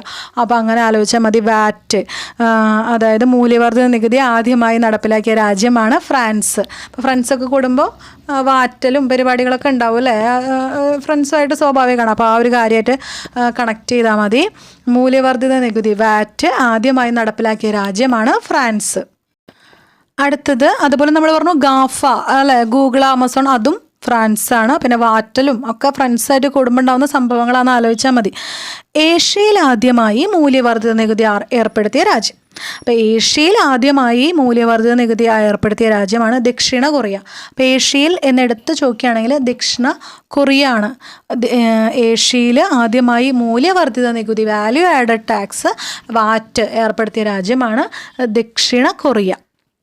ഏഷ്യയിൽ ആദ്യമായി മൂല്യവർദ്ധിത നികുതി ഏർപ്പെടുത്തിയ രാജ്യമാണ് ദക്ഷിണ കൊറിയ. അടുത്തത് PSC ഇടയ്ക്കിടയ്ക്ക് ചോദിച്ചിട്ടുള്ള ഒരു ക്വസ്റ്റ്യനാണ്. എന്താണ് ഇന്ത്യയിൽ മൂല്യവർദ്ധിത നികുതി നിലവിൽ വന്നത്? 2005 ഏപ്രിൽ 1-നാണ്. 2005 ഏപ്രിൽ 1-നാണ് ഇന്ത്യയിൽ ആദ്യമായിട്ട് മൂല്യവർദ്ധിത നികുതി നിലവിൽ വന്നത്. 2005 ഏപ്രിൽ 1-നാണ് ഇന്ത്യയിൽ ആദ്യമായി വാറ്റ് നിലവിൽ വന്നത്. ഓർത്തു വെച്ചോളൂ, ഇന്ത്യയിൽ ആദ്യമായി വാറ്റ് നിലവിൽ വന്നത് എപ്പോഴാണ്? 2005 ഏപ്രിൽ 1-നാണ്. എന്നാൽ ഇന്ത്യയിൽ ആദ്യമായി മൂല്യവർദ്ധിത നികുതി ഏർപ്പെടുത്തിയ സംസ്ഥാനം ഹരിയാനയാണ്. ഇന്ത്യയിൽ ആദ്യമായി മൂല്യവർദ്ധിത നികുതി ഏർപ്പെടുത്തിയ സംസ്ഥാനമാണ് ഹരിയാന. ഹരിയാനയിലാണ് ഇന്ത്യയിൽ ആദ്യമായി മൂല്യവർദ്ധിത നികുതി നടപ്പിലാക്കിയ സംസ്ഥാനം ഏതാണ്? ഹരിയാനയാണ് ഇന്ത്യയിൽ ആദ്യമായി മൂല്യവർദ്ധിത നികുതി ഏർപ്പെടുത്തിയ സംസ്ഥാനമാണ് ഹരിയാന. 2003 ഏപ്രിൽ 1-നാണ് ആ ഒരു നികുതി ഏർപ്പെടുത്തിയത്. നമ്മുടെ ഇവിടെ നിലവിൽ വരുന്നത് എപ്പോഴാണ്? 2005 ഏപ്രിൽ 1-നാണ്. ഇന്ത്യയിൽ ആദ്യമായി മൂല്യവർദ്ധിത നികുതി ഏർപ്പെടുത്തിയ സംസ്ഥാനം, വാറ്റ് ഏർപ്പെടുത്തിയ സംസ്ഥാനം ഹരിയാനയാണ്. അടുത്ത ക്വസ്റ്റ്യൻ, മൂല്യവർദ്ധിത നികുതിയുടെ ഉന്നതാധികാര സമിതി രൂപീകരിച്ച സമയത്തെ ഇന്ത്യയുടെ ധനകാര്യമന്ത്രി. മൂല്യവർദ്ധിത നികുതിയുടെ ഉന്നതാധികാര സമിതി രൂപീകരിച്ച സമയത്ത് ഇന്ത്യയുടെ ധനകാര്യമന്ത്രിയാണ് ഡോക്ടർ മൻമോഹൻ സിംഗ്. ഡോക്ടർ മൻമോഹൻ സിംഗ് ആണ് മൂല്യവർദ്ധിത നികുതിയുടെ ഉന്നതാധികാര സമിതി രൂപീകരിച്ച സമയത്ത് ഇന്ത്യയുടെ ധനകാര്യമന്ത്രിയാണ് ഡോക്ടർ മൻമോഹൻ സിംഗ്. അപ്പോൾ ഈ മൂല്യവർദ്ധിത നികുതിയുടെ ഉന്നതാധികാര സമിതി രൂപീകരിച്ച സമയത്ത് ഇന്ത്യയുടെ ധനകാര്യമന്ത്രിയാണ് ഡോക്ടർ മൻമോഹൻ സിംഗ്. അടുത്തത്, കേന്ദ്ര സർക്കാർ മോഡ് വാറ്റ് നികുതി സമ്പ്രദായം ആവിഷ്കരിച്ചത് 1986-ലാണ്. മോഡ് വാറ്റ് ആണ് കേന്ദ്ര സർക്കാർ മോഡ് വാറ്റ് നികുതി സമ്പ്രദായം ആവിഷ്കരിച്ചത് 1986-ലാണ്. മോഡ് വാറ്റിൻ്റെ സ്ഥാനത്ത് വന്ന പുതിയ നികുതി എന്ന് പറയുന്നത് സെൻവാറ്റ് ആണ്. അപ്പോൾ ഇവിടെ എന്താ പറഞ്ഞ കാര്യങ്ങൾ? അതായത് മോഡ് വാറ്റ്, കേന്ദ്ര സർക്കാർ മോഡ് വാറ്റ് എന്നൊരു നികുതി സമ്പ്രദായം ഏർപ്പെടുത്തിയത് 1986-ലാണ്. അപ്പോൾ ഈ മോഡ് വാറ്റിൻ്റെ സ്ഥാനത്ത് വന്ന പുതിയ നികുതി ഏതാണ്? സെൻവാറ്റ്. സെൻവാറ്റ് എന്ന് പറഞ്ഞാൽ സെൻട്രൽ വാല്യൂ ആഡഡ് ടാക്സ് ആണ്. അപ്പോൾ ഈ ഒരു സെൻവാറ്റ് നിലവിൽ വരുന്നത് 2000 ഏപ്രിൽ 1-നാണ്. 2000 ഏപ്രിൽ 1-നാണ് സെൻവാറ്റ് നിലവിൽ വരുന്നത്. അപ്പോൾ മോഡ് വാറ്റിൻ്റെ സ്ഥാനത്ത് വന്ന പുതിയൊരു നികുതിയാണ് CENVAT, central value added tax ആണ്. മറ്റേത് എന്താണ്? മോഡിഫൈഡ് വാല്യൂ ആഡഡ് ടാക്സ് ആണ് മോഡ് വാറ്റ് എന്ന് പറഞ്ഞാൽ. അപ്പോൾ മോഡ് വാറ്റിൻ്റെ സ്ഥാനത്ത് പുതിയ വന്ന ആ ഒരു നികുതിയാണ് CENVAT, central value added tax. ഇത് വന്നത് എപ്പോഴാണ്? 2000 ഏപ്രിൽ 1-നാണ്. മോഡ് വാറ്റോ 1986-ലാണ്. CENVAT, central value added tax വന്നത് 2000 ഏപ്രിൽ 1-നാണ്. 2000. അപ്പോൾ വാല്യൂ ആഡഡ് ടാക്സ് എപ്പോഴാണ്? മൂല്യവർദ്ധിത നികുതി 2005 ഏപ്രിൽ 1-നാണ്. സെൻവാറ്റ് 2000 ഏപ്രിൽ 1-നാണ്. മോഡ് വാറ്റ് എപ്പോഴാണ്? 1986-ലാണ്. അപ്പം മൂല്യവർദ്ധിത നികുതിയെ 2017 ജൂലൈ 1-ന് GSTയിൽ ലയിപ്പിച്ചു. അത് ഓർത്ത് വെച്ചോളൂ. മൂല്യവർദ്ധിത നികുതി, അതായത് വാറ്റിനെ, വാല്യൂ ആഡഡ് ടാക്സിനെ 2017 ജൂലൈ 1-ന് GSTയിൽ ലയിപ്പിച്ചു. അപ്പോൾ എന്താ പറഞ്ഞത്? വാല്യൂ ആഡഡ് ടാക്സിനെ 2017 ജൂലൈ 1-ന് GSTയിൽ ലയിപ്പിച്ചു. അപ്പോൾ 2017 ജൂലൈ 1-ാം തീയതി വാല്യൂ ആഡഡ് ടാക്സിനെ എന്തിൽ ലയിപ്പിച്ചു? GSTയിൽ ലയിപ്പിച്ചു. ഗുഡ്സ് ആൻഡ് സർവീസ് ടാക്സ് ആണ് GST എന്ന് പറഞ്ഞാൽ. അപ്പോൾ ഈ വാല്യൂ ആഡഡ് ടാക്സിനെ 2017 ജൂലൈ 1-ന് GSTയിൽ ലയിപ്പിക്കുകയാണ് ഉണ്ടായത്. വാല്യൂ ആഡഡ് ടാക്സിനെ ഗുഡ്സ് ആൻഡ് സർവീസ് ടാക്സിൽ ലയിപ്പിച്ചു. എപ്പോൾ? 2017 ജൂലൈ 1-ന്. അപ്പോൾ ഇവിടെ കുറച്ച് വർഷങ്ങളൊക്കെ നമ്മൾ പറഞ്ഞിട്ടുണ്ട്. എന്താണ്? ഇന്ത്യയിൽ ആദ്യമായി മൂല്യവർദ്ധിത നികുതി വന്നത്. അത് ഇമ്പോർട്ടൻ്റ് ആയിട്ടുള്ള ഒരു ഇയറാണ്. 2005 ഏപ്രിൽ 1-നാണ്. നെക്സ്റ്റ് പറഞ്ഞത് മോഡ് വാറ്റ് ആണ്, 1986-ലാണ്. പിന്നെ മോഡ് വാറ്റിന് പകരം എന്താണ്? സെൻവാറ്റ് വന്നു. അതെപ്പോഴാണ്? 2000 ഏപ്രിൽ 1-നാണ്. ഇപ്പോൾ ലാസ്റ്റ് നമ്മൾ പറഞ്ഞത് എന്താണ്? മൂല്യവർദ്ധിത നികുതിയെ 2017 ജൂലൈ 1-ന് GSTയിൽ ലയിപ്പിച്ചു. അടുത്തത്, കേരളത്തിലെ ഗോത്രമേഖലയിലെ ഏറ്റവും വലിയ മൂല്യവർദ്ധിത സംരംഭം ഹിൽ വാല്യൂ ആണ്. അട്ടപ്പാടിയിലെ ഹിൽ വാല്യൂ ആണ് കേരളത്തിലെ ഗോത്രമേഖലയിലെ ഏറ്റവും വലിയ മൂല്യവർദ്ധിത സംരംഭം എന്ന് പറയുന്നത് ഹിൽ വാല്യൂ ആണ്. അട്ടപ്പാടിയിലെ ഹിൽ വാല്യൂ ആണ് കേരളത്തിലെ ഗോത്രമേഖലയിലെ ഏറ്റവും വലിയ മൂല്യവർദ്ധിത സംരംഭം. അപ്പോൾ നമ്മൾ പറഞ്ഞു ഈ വാല്യൂ ആഡഡ് ടാക്സിനെ 2017 ജൂലൈ 1-ന് എന്തിൽ ലയിപ്പിച്ചു? GSTയിൽ. പിന്നെ നമ്മൾ പഠിക്കാൻ പോകുന്നത് GST ആയിട്ട്, ഗുഡ്സ് ആൻഡ് സർവീസ് ടാക്സസ് ഒക്കെ ആയിട്ട് റിലേറ്റ് ചെയ്ത കുറച്ച് കാര്യങ്ങളാണ്. അപ്പോൾ എന്താണ് പറയുന്നത്? ദേശീയ സംസ്ഥാന തലങ്ങളിലായി നിലവിലുള്ള വിവിധ തരം പരോക്ഷ നികുതികൾക്ക് പകരം ദേശീയ തലത്തിൽ ഏർപ്പെടുത്തിയ ഏകീകൃതവും പരോക്ഷവുമായ മൂല്യവർദ്ധിത നികുതിയാണ് GST. എന്താ പറഞ്ഞത്? ദേശീയ സംസ്ഥാന തലങ്ങളിലായി നിലവിലുള്ള വിവിധ തരം പരോക്ഷ നികുതികൾക്ക് പകരം, അപ്പം വിവിധ തരം പരോക്ഷ നികുതികൾക്ക് പകരം ദേശീയ തലത്തിൽ ഏർപ്പെടുത്തിയ ഏകീകൃതവും പരോക്ഷവുമായ മൂല്യവർദ്ധിത നികുതിയാണ് GST. അപ്പോൾ ഈ ഒരുപാടുള്ള പരോക്ഷ നികുതികൾക്കൊക്കെ പകരമായിട്ട് ഏകീകൃതമായി വന്ന നികുതിയാണ് എന്തെന്ന് പറയുന്നത്? അത് പരോക്ഷമായിട്ടുള്ളൊരു നികുതി കൂടിയാണ്. അതാണ് എന്ത്? GST എന്ന് പറയുന്നത്. അപ്പം നമുക്കറിയാം എന്താണ് പ്രത്യക്ഷ നികുതി, എന്താണ് പരോക്ഷ നികുതി എന്ന് നമ്മൾ പഠിച്ചിട്ടുണ്ട് അല്ലേ? തുടക്കത്തിൽ പറഞ്ഞിട്ടുണ്ട്. നികുതി ഭാരം ചുമത്തുന്ന ആളല്ല, മറിച്ച് എന്താണ്, മറ്റൊരാളിലേക്ക് നികുതി ഭാരം കൈമാറ്റം ചെയ്യപ്പെടുന്നതാണ് എന്ത്? പരോക്ഷ നികുതി എന്ന് നമ്മൾ പറഞ്ഞു. അപ്പോൾ ഇത്തരത്തിലുള്ള ഒരു പരോക്ഷ നികുതിയാണ് എന്ത്? GST. അപ്പോൾ ഒരു ഏകീകൃതമായിട്ട് പലതരം പരോക്ഷ നികുതികൾക്ക് പകരമായിട്ട് ഒരു ഏകീകൃതമായ നിലവിൽ വന്നതാണ് GST, അതായത് ഗുഡ്സ് ആൻഡ് സർവീസ് ടാക്സ്. മലയാളത്തിൽ പറയുകയാണെങ്കിൽ ചരക്ക് സേവന നികുതി അല്ലേ? GSTയുടെ പൂർണ്ണരൂപം നമ്മൾ പറഞ്ഞതാണ് എന്താണ്? ഗുഡ്സ് ആൻഡ് സർവീസ് ടാക്സ് ആണ്. GST ബില്ല് പ്രസിഡന്റ് ഒപ്പുവെച്ചത് 2016 സെപ്റ്റംബർ 8-നാണ്. അപ്പോൾ അധികം കൊല്ലങ്ങളൊന്നും ആയിട്ടില്ല അല്ലേ? റീസെൻ്റ് എന്നല്ല എങ്കിലും 2016 2016 സെപ്റ്റംബർ 8-ലാണ് GST ബില്ലിൽ പ്രസിഡന്റ് ഒപ്പുവെച്ചത്. ഓർത്തോളൂ, 2016 സെപ്റ്റംബർ 8-നാണ്. സെപ്റ്റംബർ 8, 2016 GST ബില്ലിൽ പ്രസിഡന്റ് ഒപ്പുവെച്ചത്. 2016 സെപ്റ്റംബർ 8-നാണ് GST ബില്ലിൽ പ്രസിഡന്റ് ഒപ്പുവെച്ചത്. എത്രാമത്തെ ഭരണഘടനാ ഭേദഗതിയാണ് GST? 101-ാം ഭരണഘടനാ ഭേദഗതി. 2016 101-ാം ഭരണഘടനാ ഭേദഗതിയിലാണ് ഈ ഒരു എത്രാമത്തെ ഭരണഘടനാ ഭേദഗതിയാണ് GST? 101-ാം ഭരണഘടനാ ഭേദഗതിയാണ്. 2016 101-ാം ഭരണഘടനാ ഭേദഗതിയിലാണ് ഉള്ളതാണ് GST. GST ഉദ്ഘാടനം ചെയ്തത് പ്രണബ് മുഖർജിയും നരേന്ദ്രമോദിയും. അപ്പോൾ ആ ഒരു വർഷം നോക്കുമ്പോൾ നമുക്ക് ആ ഒരു സമയത്തെ അല്ലെ, പ്രണബ് മുഖർജിയും നരേന്ദ്രമോദിയുമാണ് GST ഉദ്ഘാടനം ചെയ്തത്. പ്രണബ് മുഖർജിയും നരേന്ദ്രമോദിയുമാണ് GST ഉദ്ഘാടനം ചെയ്തത്. വേദി എന്ന് പറയുന്നത് പാർലമെൻറ്റിൻ്റെ സെൻട്രൽ ഹാളാണ്. വേദി എന്താണ്? പാർലമെൻറ്റിൻ്റെ സെൻട്രൽ ഹാളാണ്. 2017 ജൂൺ 30-നാണ് ഇത് ഉദ്ഘാടനം ചെയ്തത്. അപ്പോൾ ഒപ്പുവെച്ചത് എന്നാണ് നമ്മൾ പറഞ്ഞു? 2016 സെപ്റ്റംബർ 8-നാണ്. ഇത് ഉദ്ഘാടനം ചെയ്തത് 2017 ജൂൺ 30-നാണ്. വേദി സെൻട്രൽ ഹാൾ പാർലമെൻറ്റാണ്. GSTയുടെ ആപ്തവാക്യം one nation one tax one market. അപ്പോൾ ഇവിടെ നമ്മൾ പറഞ്ഞു GSTയുടെ ഒരു പ്രത്യേകത പറഞ്ഞാൽ ഏകീകൃതമാണല്ലേ. അപ്പോൾ ഇവിടെ എന്താണ്? One nation one tax one market എന്നാണ് GSTയുടെ ആപ്തവാക്യം. അപ്പോൾ ഈ ഒരു GST നടപ്പിലാക്കാൻ ഭരണഘടന അനുസരിച്ച് പകുതിയിലധികം സംസ്ഥാനങ്ങളുടെ അംഗീകാരം ആവശ്യമായിരുന്നു. ഈ ഒരു GST നടപ്പിലാക്കണമെങ്കിൽ എന്താ പറയുക, ഇന്ത്യയിലെ ഒരു പകുതിയിലധികം സംസ്ഥാനങ്ങളുടെ ഒരു അംഗീകാരം ആവശ്യമായിരുന്നു. ഓക്കെ, ഇനി ഇന്ത്യയിൽ GST ബിൽ പാസ്സാക്കിയ ആദ്യ സംസ്ഥാനം, അതൊരു PSC ക്വസ്റ്റ്യൻ കൂടിയായിരുന്നു. എന്താണ്? ഇന്ത്യയിൽ GST ബില്ല് പാസ്സാക്കിയ ആദ്യ സംസ്ഥാനം. അപ്പോൾ നമ്മൾ പറഞ്ഞു പകുതിയോളം രാജ്യങ്ങളുടെ അംഗീകാരം ആവശ്യമായിരുന്നു എന്ന് പറഞ്ഞു. അപ്പോൾ ഇവിടെ എന്താണ് ക്വസ്റ്റ്യൻ? ഇന്ത്യയിൽ GST ബിൽ പാസ്സാക്കിയ ആദ്യ സംസ്ഥാനമാണ് അസം. അസം സംസ്ഥാനമാണ് ഇന്ത്യയിൽ ആദ്യമായിട്ട് GST ബില്ല് പാസ്സാക്കിയത്. ഇന്ത്യയിൽ ആദ്യമായി GST ബിൽ പാസ്സാക്കിയ സംസ്ഥാനമാണ് അസം. PSC ക്വസ്റ്റ്യനാണ്, ഇമ്പോർട്ടൻ്റ് ആണ്, അപ്പോൾ ഒന്ന് ഓർത്ത് വെച്ചോളൂ. ഇന്ത്യയിൽ GST ബിൽ പാസ്സാക്കിയ ആദ്യ സംസ്ഥാനമാണ് അസം. ഇനി GST ബിൽ പാസ്സാക്കിയ രണ്ടാമത്തെ സംസ്ഥാനം ബീഹാറാണ്. അപ്പോൾ ആദ്യ സംസ്ഥാനം അസമാണ്, രണ്ടാമത്തെ സംസ്ഥാനം ബീഹാറാണ്. GST ബിൽ പാസ്സാക്കിയ 16-ാമത്തെ സംസ്ഥാനം ഒഡീഷയാണ്. GST ബിൽ പാസ്സാക്കിയ 16-ാമത്തെ സംസ്ഥാനം ഒഡീഷയാണ്. 16-ാമത്തെ സംസ്ഥാനം ഒഡീഷയാണ്. പിന്നെ GST നിലവിൽ വന്നത് 2017 ജൂലൈ 1. ഇമ്പോർട്ടൻ്റ് ആയിട്ടുള്ളൊരു ക്വസ്റ്റ്യനാണ്.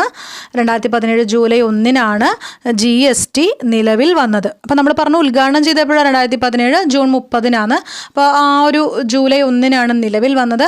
പിന്നെ പ്രസിഡന്റ് ഒപ്പുവെച്ചത് എപ്പോഴാണ്?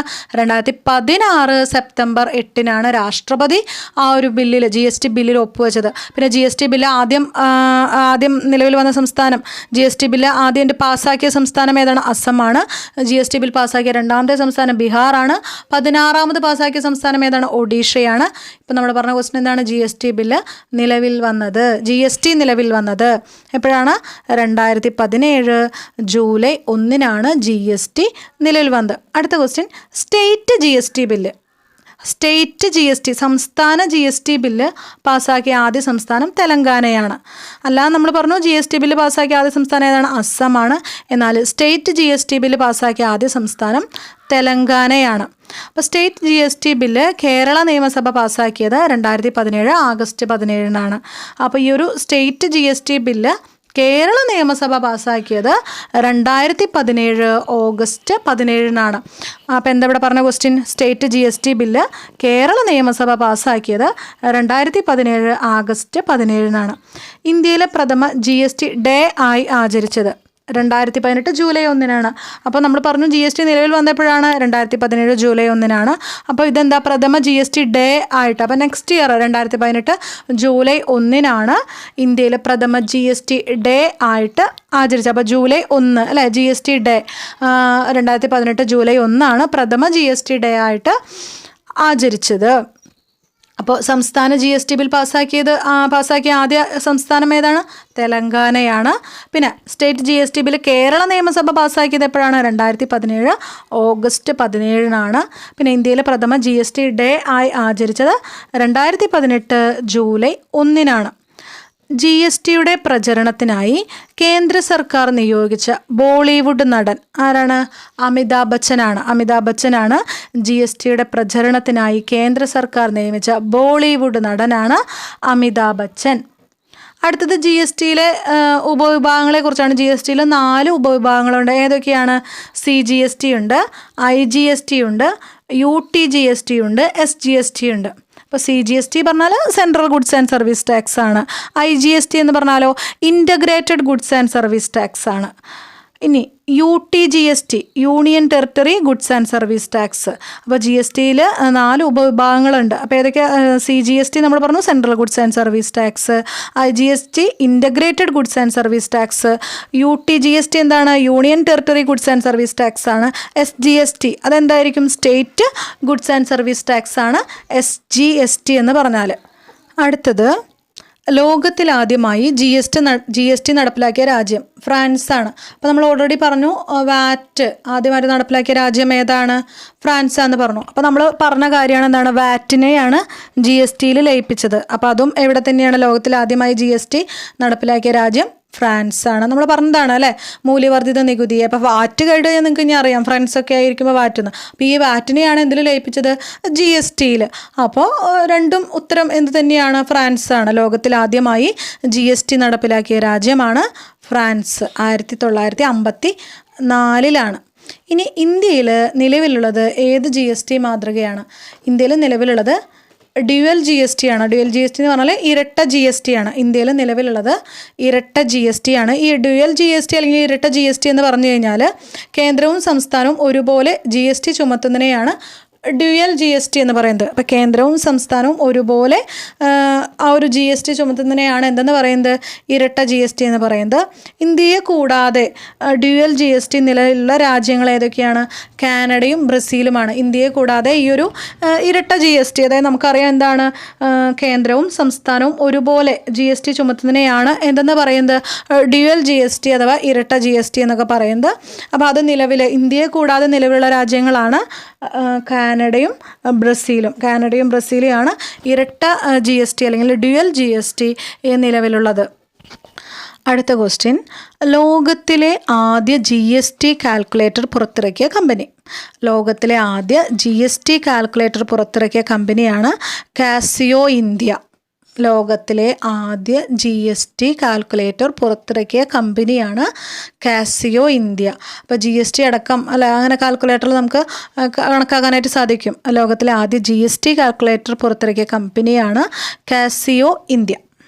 അടുത്തത്, GSTയിൽ ലയിപ്പിക്കപ്പെട്ട പ്രധാന നികുതികൾ. GSTയിൽ ലയിപ്പിക്കപ്പെട്ട പ്രധാന നികുതികൾ. അപ്പോൾ നമ്മൾ പറഞ്ഞതാണ് എന്ത് ജി എസ് ടി പറഞ്ഞാൽ പല തരത്തിലുള്ള പരോക്ഷ നികുതികളൊക്കെ ഇങ്ങനെ ഏകീകൃതമായ രീതിയിലാക്കിയിട്ട് ഉള്ളൊരു നികുതിയാണെന്ന് പറഞ്ഞു. അപ്പോൾ ജി എസ് ടിയിൽ ലയിപ്പിക്കപ്പെട്ട പ്രധാന നികുതികൾ ഏതൊക്കെയാണ്? കേന്ദ്ര എക്സൈസ് ഡ്യൂട്ടി, സേവന നികുതി, കേന്ദ്ര വിൽപ്പന നികുതി, സംസ്ഥാന മൂല്യവർദ്ധിത നികുതി, ആഡംബര നികുതി, പരസ്യ നികുതി, പ്രവേശന നികുതി, വിനോദ നികുതി. ഇതെല്ലാം തന്നെ ജി എസ് ടിയിൽ ലയിപ്പിക്കപ്പെട്ട നികുതികളാണ്. അത് നോട്ട് ചെയ്ത് വെക്കുക. ഏതൊക്കെയാണ്? കേന്ദ്ര എക്സൈസ് ഡ്യൂട്ടി, സേവന നികുതി, കേന്ദ്ര വിൽപ്പന നികുതി, സംസ്ഥാന മൂല്യവർദ്ധിത നികുതി, ആഡംബര നികുതി, പരസ്യ നികുതി, പ്രവേശന നികുതി, വിനോദ നികുതി. ഏതൊക്കെയാണ്? കേന്ദ്ര എക്സൈസ് ഡ്യൂട്ടി, സേവന നികുതി, കേന്ദ്ര വിൽപ്പന നികുതി, സംസ്ഥാന മൂല്യവർദ്ധിത നികുതി, ആഡംബര നികുതി, പരസ്യ നികുതി, പ്രവേശന നികുതി, വിനോദ നികുതി. ഇതെല്ലാം തന്നെ ജി എസ് ടിയിൽ ലയിപ്പിക്കപ്പെട്ട നികുതികളാണ്. അടുത്തത് കേന്ദ്ര ഗവൺമെൻറ് ചുമത്തുന്ന ജി എസ് ടി അറിയപ്പെടുന്നത് എന്താണ്? സെൻട്രൽ ജി എസ് ടി ആണ്. Central goods and service tax ആണ് കേന്ദ്ര ഗവൺമെൻറ് ചുമത്തുന്ന ജി എസ് ടി അറിയപ്പെടുന്നത്. നെക്സ്റ്റ് സംസ്ഥാന ഗവൺമെൻറ് ചുമത്തുന്ന ജി എസ് ടി അറിയപ്പെടുന്നത് എന്താണ്? സ്റ്റേറ്റ് ജി എസ് ടി ആണ്. State G S T, state goods and service tax ആണ്. നെക്സ്റ്റ് സി ജി എസ് ടിയും എസ് ജി എസ് ടിയും ഉപഭോക്താക്കളിൽ നിന്നും ഒരുമിച്ച് പിരിച്ചെടുത്ത് കേന്ദ്രവും സംസ്ഥാനവും തുല്യമായി വീതിച്ചെടുക്കുകയാണ് ചെയ്യുന്നത്. അപ്പോൾ അതായത് കേന്ദ്രവും സംസ്ഥാനവും വീതിച്ചെടുക്കും, എന്നിട്ട് തുല്യമായിട്ട്, അതായത് സി ജി എസ് ടിയും എസ് ജി എസ് ടിയും ഉപഭോക്താക്കളിൽ നിന്ന് ഒരുമിച്ച് പിരിച്ചെടുത്ത് കേന്ദ്രവും സംസ്ഥാനവും തുല്യമായി വീതിച്ചെടുക്കുകയാണ് ചെയ്യുന്നത്. ഒരു സംസ്ഥാനത്ത് നിന്ന് മറ്റ് സംസ്ഥാനങ്ങളിലേക്ക് ക്രയം ചെയ്യപ്പെടുന്ന ചരക്കുകൾക്കും സേവനങ്ങൾക്കും മേൽ ചുമത്തുന്ന നികുതിയാണ് ഇൻ്റഗ്രേറ്റഡ് ജി എസ് ടി. അപ്പോൾ നമ്മൾ ഐ ജി എസ് ടി എന്ന് പറഞ്ഞു. അപ്പോൾ ഐ ജി എസ് ടി എന്താണെന്ന് മനസ്സിലാക്കി വയ്ക്കുക. ഒരു സംസ്ഥാനത്ത് നിന്ന് മറ്റ് സംസ്ഥാനങ്ങളിലേക്ക് ക്രയവിക്രയം ചെയ്യപ്പെടുന്ന ചരക്കുകൾക്കും സേവനങ്ങൾക്കും മേൽ ചുമത്തുന്ന നികുതിയാണ് integrated G S T. Integrated G S T, I G S T എന്ന് പറഞ്ഞാൽ എന്താണ്? ഒരു സംസ്ഥാനത്ത് നിന്ന് മറ്റ് സംസ്ഥാനങ്ങളിലേക്ക് ക്രയവിക്രയം ചെയ്യപ്പെടുന്ന ചരക്കുകൾക്കും സേവനങ്ങൾക്കും മേൽ ചുമത്തുന്ന നികുതിയാണ് ഇൻ്റഗ്രേറ്റഡ് ജി എസ് ടി. അന്തർ സംസ്ഥാന ക്രയവിക്രയങ്ങളുടെ മേൽ ജി എസ് ടി ചുമത്തുന്നതും പിരിക്കുന്നതും കേന്ദ്ര ഗവൺമെൻറ്റാണ്. അതായത് ഈ അന്തർ സംസ്ഥാന ക്രയവിക്രയങ്ങളുടെ മേൽ ജി എസ് ടി ചുമത്തുന്നതും പിരിക്കുന്നതും ആര് തന്നെയാണ്? കേന്ദ്ര ഗവൺമെൻറ്റാണ്. അടുത്തത് ജി എസ് ടിയുടെ കീഴിൽ വരുന്ന നികുതി നിരക്കുകളാണ്. അതായത് 5%, 12%, 18%, 28%. അപ്പോൾ ഈ ഒരു രീതിയിലാണ് നിരക്കുകൾ. 5, 12, 18, 28. 5, 12, 18, 28 ആ ഒരു രീതിയിലാണ് ജി എസ് ടി നിരക്കുകൾ. 0%, 5%, 12%, 18%, 28. അപ്പോൾ 5, 12, 18, 28 ഓർത്ത് വയ്ക്കുക. 0, 5, 12, 18, 28. അടുത്തത് നിലവിൽ ജി എസ് ടിയുടെ പരിധിയിൽ പെടാത്ത ഇനങ്ങൾ. നിലവിൽ ജി എസ് ടിയുടെ പരിധിയിൽ പെടാത്ത ഇനങ്ങൾ എന്ന് പറഞ്ഞാൽ പെട്രോളിയം ഉൽപ്പന്നങ്ങളുണ്ട്, പിന്നെ വൈദ്യുതിയുണ്ട്. നെക്സ്റ്റ് പറയുന്നത് മനുഷ്യ ഉപഭോഗത്തിനുള്ള മദ്യം എന്നിവ ജി എസ് ടിയിൽ നിന്നും ഒഴിവാക്കിയിട്ടുണ്ട്. ഇവയുടെ കാര്യത്തിൽ നിലവിലുള്ള നികുതി സംവിധാനം തുടരുന്നതാണ്. അപ്പോൾ ജി എസ് ടിയുടെ പരിധിയിൽ നിന്ന് ഒഴിവാക്കിയിട്ടുള്ളതാണ് ഏതൊക്കെ? അതായത് പെട്രോളിയം ഉൽപ്പന്നങ്ങൾ. പെട്രോളിയം ഉൽപ്പന്നങ്ങൾ പറഞ്ഞാൽ അസംസ്കൃത പെട്രോളിയം, പിന്നെ ഡീസൽ, പെട്രോൾ, പ്രകൃതിവാതകം, വിമാന ഇന്ധനം, ഇതൊക്കെ ജി എസ് ടിയിൽ നിന്ന് ഒഴിവാക്കിയിട്ടുണ്ട്. അതുപോലെ തന്നെ വൈദ്യുതി, പിന്നെ മനുഷ്യ ഉപഭോഗത്തിനുള്ള മദ്യം, ഇതെല്ലാം ജി എസ് ടിയിൽ നിന്ന് ഒഴിവാക്കിയിട്ടുണ്ട്. ഇവിടെ കാര്യത്തിൽ നിലവിലുള്ള ആ ഒരു നികുതി സംവിധാനം തുടരുന്നതാണ്. ജി എസ് ടിയിൽ ഉൾപ്പെടുത്തിയിട്ടില്ല എന്നുള്ള അതിൻ്റെ പരിധിയിൽ നിന്ന് പെടാത്ത ഇനങ്ങളാണ്. നെക്സ്റ്റ് കേരളത്തിലെ ജി എസ് ടി ഭവൻ സ്ഥിതി ചെയ്യുന്നത് തിരുവനന്തപുരമാണ്. കേരളത്തിലെ ജി എസ് ടി ഭവൻ സ്ഥിതി ചെയ്യുന്നത് തിരുവനന്തപുരമാണ്. കേരളത്തിലെ ജി എസ് ടി ഭവൻ സ്ഥിതി ചെയ്യുന്നത് എവിടെയാണ്? തിരുവനന്തപുരമാണ്. ജി എസ് ടി മറ്റ് നികുതി സേവനങ്ങൾ മികവുറ്റ രീതിയിൽ നടപ്പിലാക്കുന്നതിനായി central board of excise and customs ആരംഭിച്ച പദ്ധതിയാണ് പ്രൊജക്റ്റ് സാക്ഷം. എന്താ പറഞ്ഞത്? ജി എസ് ടി മറ്റ് നികുതി സേവനങ്ങൾ മികവുറ്റ രീതിയിൽ നടപ്പിലാക്കുന്നതിനായി central board of excise and custom ആരംഭിച്ച പദ്ധതിയാണ് പ്രൊജക്റ്റ് സാക്ഷം. അപ്പോൾ ഈ ജി എസ് ടി അതുപോലെ തന്നെ മറ്റ് നികുതി സേവനങ്ങളൊക്കെ മികവുറ്റ രീതിയിൽ നടപ്പിലാക്കുന്നതിനായി central board of excise and customs ആരംഭിച്ച പദ്ധതിയാണ് പ്രൊജക്റ്റ് സാക്ഷം. അപ്പോൾ പ്രൊജക്റ്റ് സാക്ഷം എന്ന് പറഞ്ഞാൽ എന്താണെന്ന് മനസ്സിലാക്കി വയ്ക്കുക. ജി എസ് ടി മറ്റ് നികുതി സേവനങ്ങൾ മികവുറ്റ രീതിയിൽ നടപ്പിലാക്കുന്നതിന് വേണ്ടിയിട്ട് central board of excise and customs ആരംഭിച്ച പദ്ധതിയാണ് പ്രൊജക്റ്റ് സാക്ഷം. അടുത്തത് 2 ആർട്ടിക്കിളുകളെ കുറിച്ചാണ്. അതായത് 246A 269A എന്ന് നിങ്ങൾക്ക് അവിടെ കാണാനുണ്ട്. അതിൽ 246A എന്ന് പറയുന്നത് കേന്ദ്ര സംസ്ഥാന സർക്കാരുകൾക്ക് GSTയുമായി ബന്ധപ്പെട്ട നിയമങ്ങൾ നിർമ്മിക്കാൻ അനുമതി നൽകുന്ന അനുച്ഛേദമാണ് 246A. എന്താ പറഞ്ഞത്? കേന്ദ്ര സംസ്ഥാന സർക്കാരുകൾക്ക് GSTയുമായി ബന്ധപ്പെട്ട നിയമങ്ങൾ നിർമ്മിക്കാൻ അനുമതി നൽകുന്ന ഒരു അനുച്ഛേദമാണ് 246A. അടുത്തത് 269A എന്താണെന്ന് വെച്ച് കഴിഞ്ഞാൽ IGST ചുമത്താനും നികുതി പിരിക്കാനും കേന്ദ്ര സർക്കാരിന് അനുമതി നൽകുന്ന അനുച്ഛേദമാണ് 269. അപ്പോൾ നമ്മൾ പറഞ്ഞിരുന്നു IGST, അതായത് ഒരു സംസ്ഥാനത്ത് നിന്ന് മറ്റ് സംസ്ഥാനങ്ങൾക്ക് ക്രയവിക്രയം ചെയ്യപ്പെടുന്ന ചരക്കുകൾക്കും സേവനങ്ങൾക്കും മേൽ ചുമത്തുന്ന നികുതിയാണ് ഇൻ്റഗ്രേറ്റഡ് GST എന്ന്. അപ്പോൾ ഈ ഒരു അന്തർ സംസ്ഥാന ക്രയവിക്രയങ്ങളുടെ മേൽ GST ചുമത്തുന്നു പിരിക്കുന്നത് ആരാണ്? കേന്ദ്ര ഗവൺമെൻറ്റാണ്. അപ്പോൾ IGST ചുമത്താനും നികുതി പിരിക്കാനും കേന്ദ്ര സർക്കാരിന് അനുമതി നൽകുന്ന അനുച്ഛേദമാണ് 269A. എന്നാൽ 246A എന്താണ്? കേന്ദ്ര സംസ്ഥാന സർക്കാരുകൾക്ക് GSTയുമായി ബന്ധപ്പെട്ട നിയമങ്ങൾ നിർമ്മിക്കാൻ അനുമതി നൽകുന്ന അനുച്ഛേദമാണ് 246A. അപ്പോൾ 246A എന്താണ്? 269A എന്താണ്? 269A എന്താണ്? ഇൻ്റഗ്രേറ്റഡ് GSTയുമായി ബന്ധപ്പെട്ട് വരുന്ന കാര്യമാണ്. എന്നാൽ 246A ഏതാണ്? CGSTയും SGSTയൊക്കെ ആയിട്ട് റിലേറ്റ് ചെയ്ത അപ്പോൾ ആ ഒരു കേന്ദ്ര സംസ്ഥാന സർക്കാരുകൾക്ക് ആ ഒരു നിയമം നിർമ്മിക്കാൻ അനുമതി നൽകുന്ന അനുച്ഛേദമാണ്. അടുത്തത് GST കൗൺസിൽ, അതുമായി ബന്ധപ്പെട്ട കുറച്ച് കാര്യങ്ങളാണ്. GSTയുമായി ബന്ധപ്പെട്ട നിർദ്ദേശങ്ങൾ കേന്ദ്ര സംസ്ഥാന സർക്കാരുകൾക്ക് നൽകുന്നതിനായി നിലവിൽ വന്ന സ്ഥാപനമാണ് GST കൗൺസിൽ. എന്താണ്? GSTയുമായി ബന്ധപ്പെട്ട ചില നിർദ്ദേശങ്ങളൊക്കെ കേന്ദ്ര സംസ്ഥാന സർക്കാരുകൾക്ക് നൽകുന്നതിനായിട്ട് നിലവിൽ വന്ന സ്ഥാപനമാണ് GST കൗൺസിൽ. GST കൗൺസിലിൻ്റെ രൂപീകരണവുമായി ബന്ധപ്പെട്ട അനുച്ഛേദമാണ് 279A. 279A ആണ് GST കൗൺസിലിൻ്റെ രൂപീകരണവുമായി ബന്ധപ്പെട്ട അനുച്ഛേദം എന്ന് പറയുന്നത്. GST കൗൺസിൽ സ്ഥാപിതമായത് 2016 സെപ്റ്റംബർ 15 GST കൗൺസിൽ സ്ഥാപിതമായത് 2016 സെപ്റ്റംബർ 15 അപ്പോൾ നമ്മൾ പറഞ്ഞു GST ബില്ലിൽ പ്രസിഡന്റ് ഒപ്പുവെച്ചത് എപ്പോഴാണ്? 2016 സെപ്റ്റംബർ 8. അപ്പോൾ GST കൗൺസിൽ സ്ഥാപിതമായത് എപ്പോഴാണ്? 2016 സെപ്റ്റംബർ 15. ആ ഒരു വർഷം തന്നെയാണ്, ഡേറ്റിൽ മാത്രമേ മാറ്റമുള്ളൂ. സെപ്റ്റംബർ 15 ഈ ഒരു GST കൗൺസിൽ നിലവിൽ വന്നത്, സ്ഥാപിതമായത്. GST കൗൺസിലിലെ പ്രധാന അംഗങ്ങൾ എന്ന് പറഞ്ഞാൽ അത് ആരൊക്കെയാണെന്ന് വെച്ച് കഴിഞ്ഞാൽ കേന്ദ്ര ധനകാര്യമന്ത്രി ഉണ്ടാവും, പിന്നെ കേന്ദ്ര റവന്യൂ സഹമന്ത്രി, കേന്ദ്ര റവന്യൂ ഫിനാൻസ് സഹമന്ത്രി, പിന്നെ സംസ്ഥാന ധനകാര്യമന്ത്രിമാർ. അപ്പോൾ കേന്ദ്ര ധനകാര്യമന്ത്രിയുണ്ട്, പിന്നെ കേന്ദ്ര റവന്യൂ സഹമന്ത്രിയുണ്ട്, പിന്നെ സംസ്ഥാന ധനകാര്യമന്ത്രിമാരുണ്ട്, അല്ലെങ്കിൽ സംസ്ഥാനം തിരഞ്ഞെടുക്കുന്ന ഒരു മന്ത്രി. സംസ്ഥാനത്തിൽ ധനകാര്യമന്ത്രിമാർ അല്ലെങ്കിൽ സംസ്ഥാനം തിരഞ്ഞെടുക്കുന്ന ഒരു മന്ത്രി. ഇത്രയും ആണ് GST കൗൺസിലിലെ അംഗങ്ങൾ എന്ന് പറഞ്ഞാൽ. GST കൗൺസിലിലെ ചെയർമാൻ ആരാണ്? കേന്ദ്ര ധനകാര്യമന്ത്രി തന്നെയാണ്.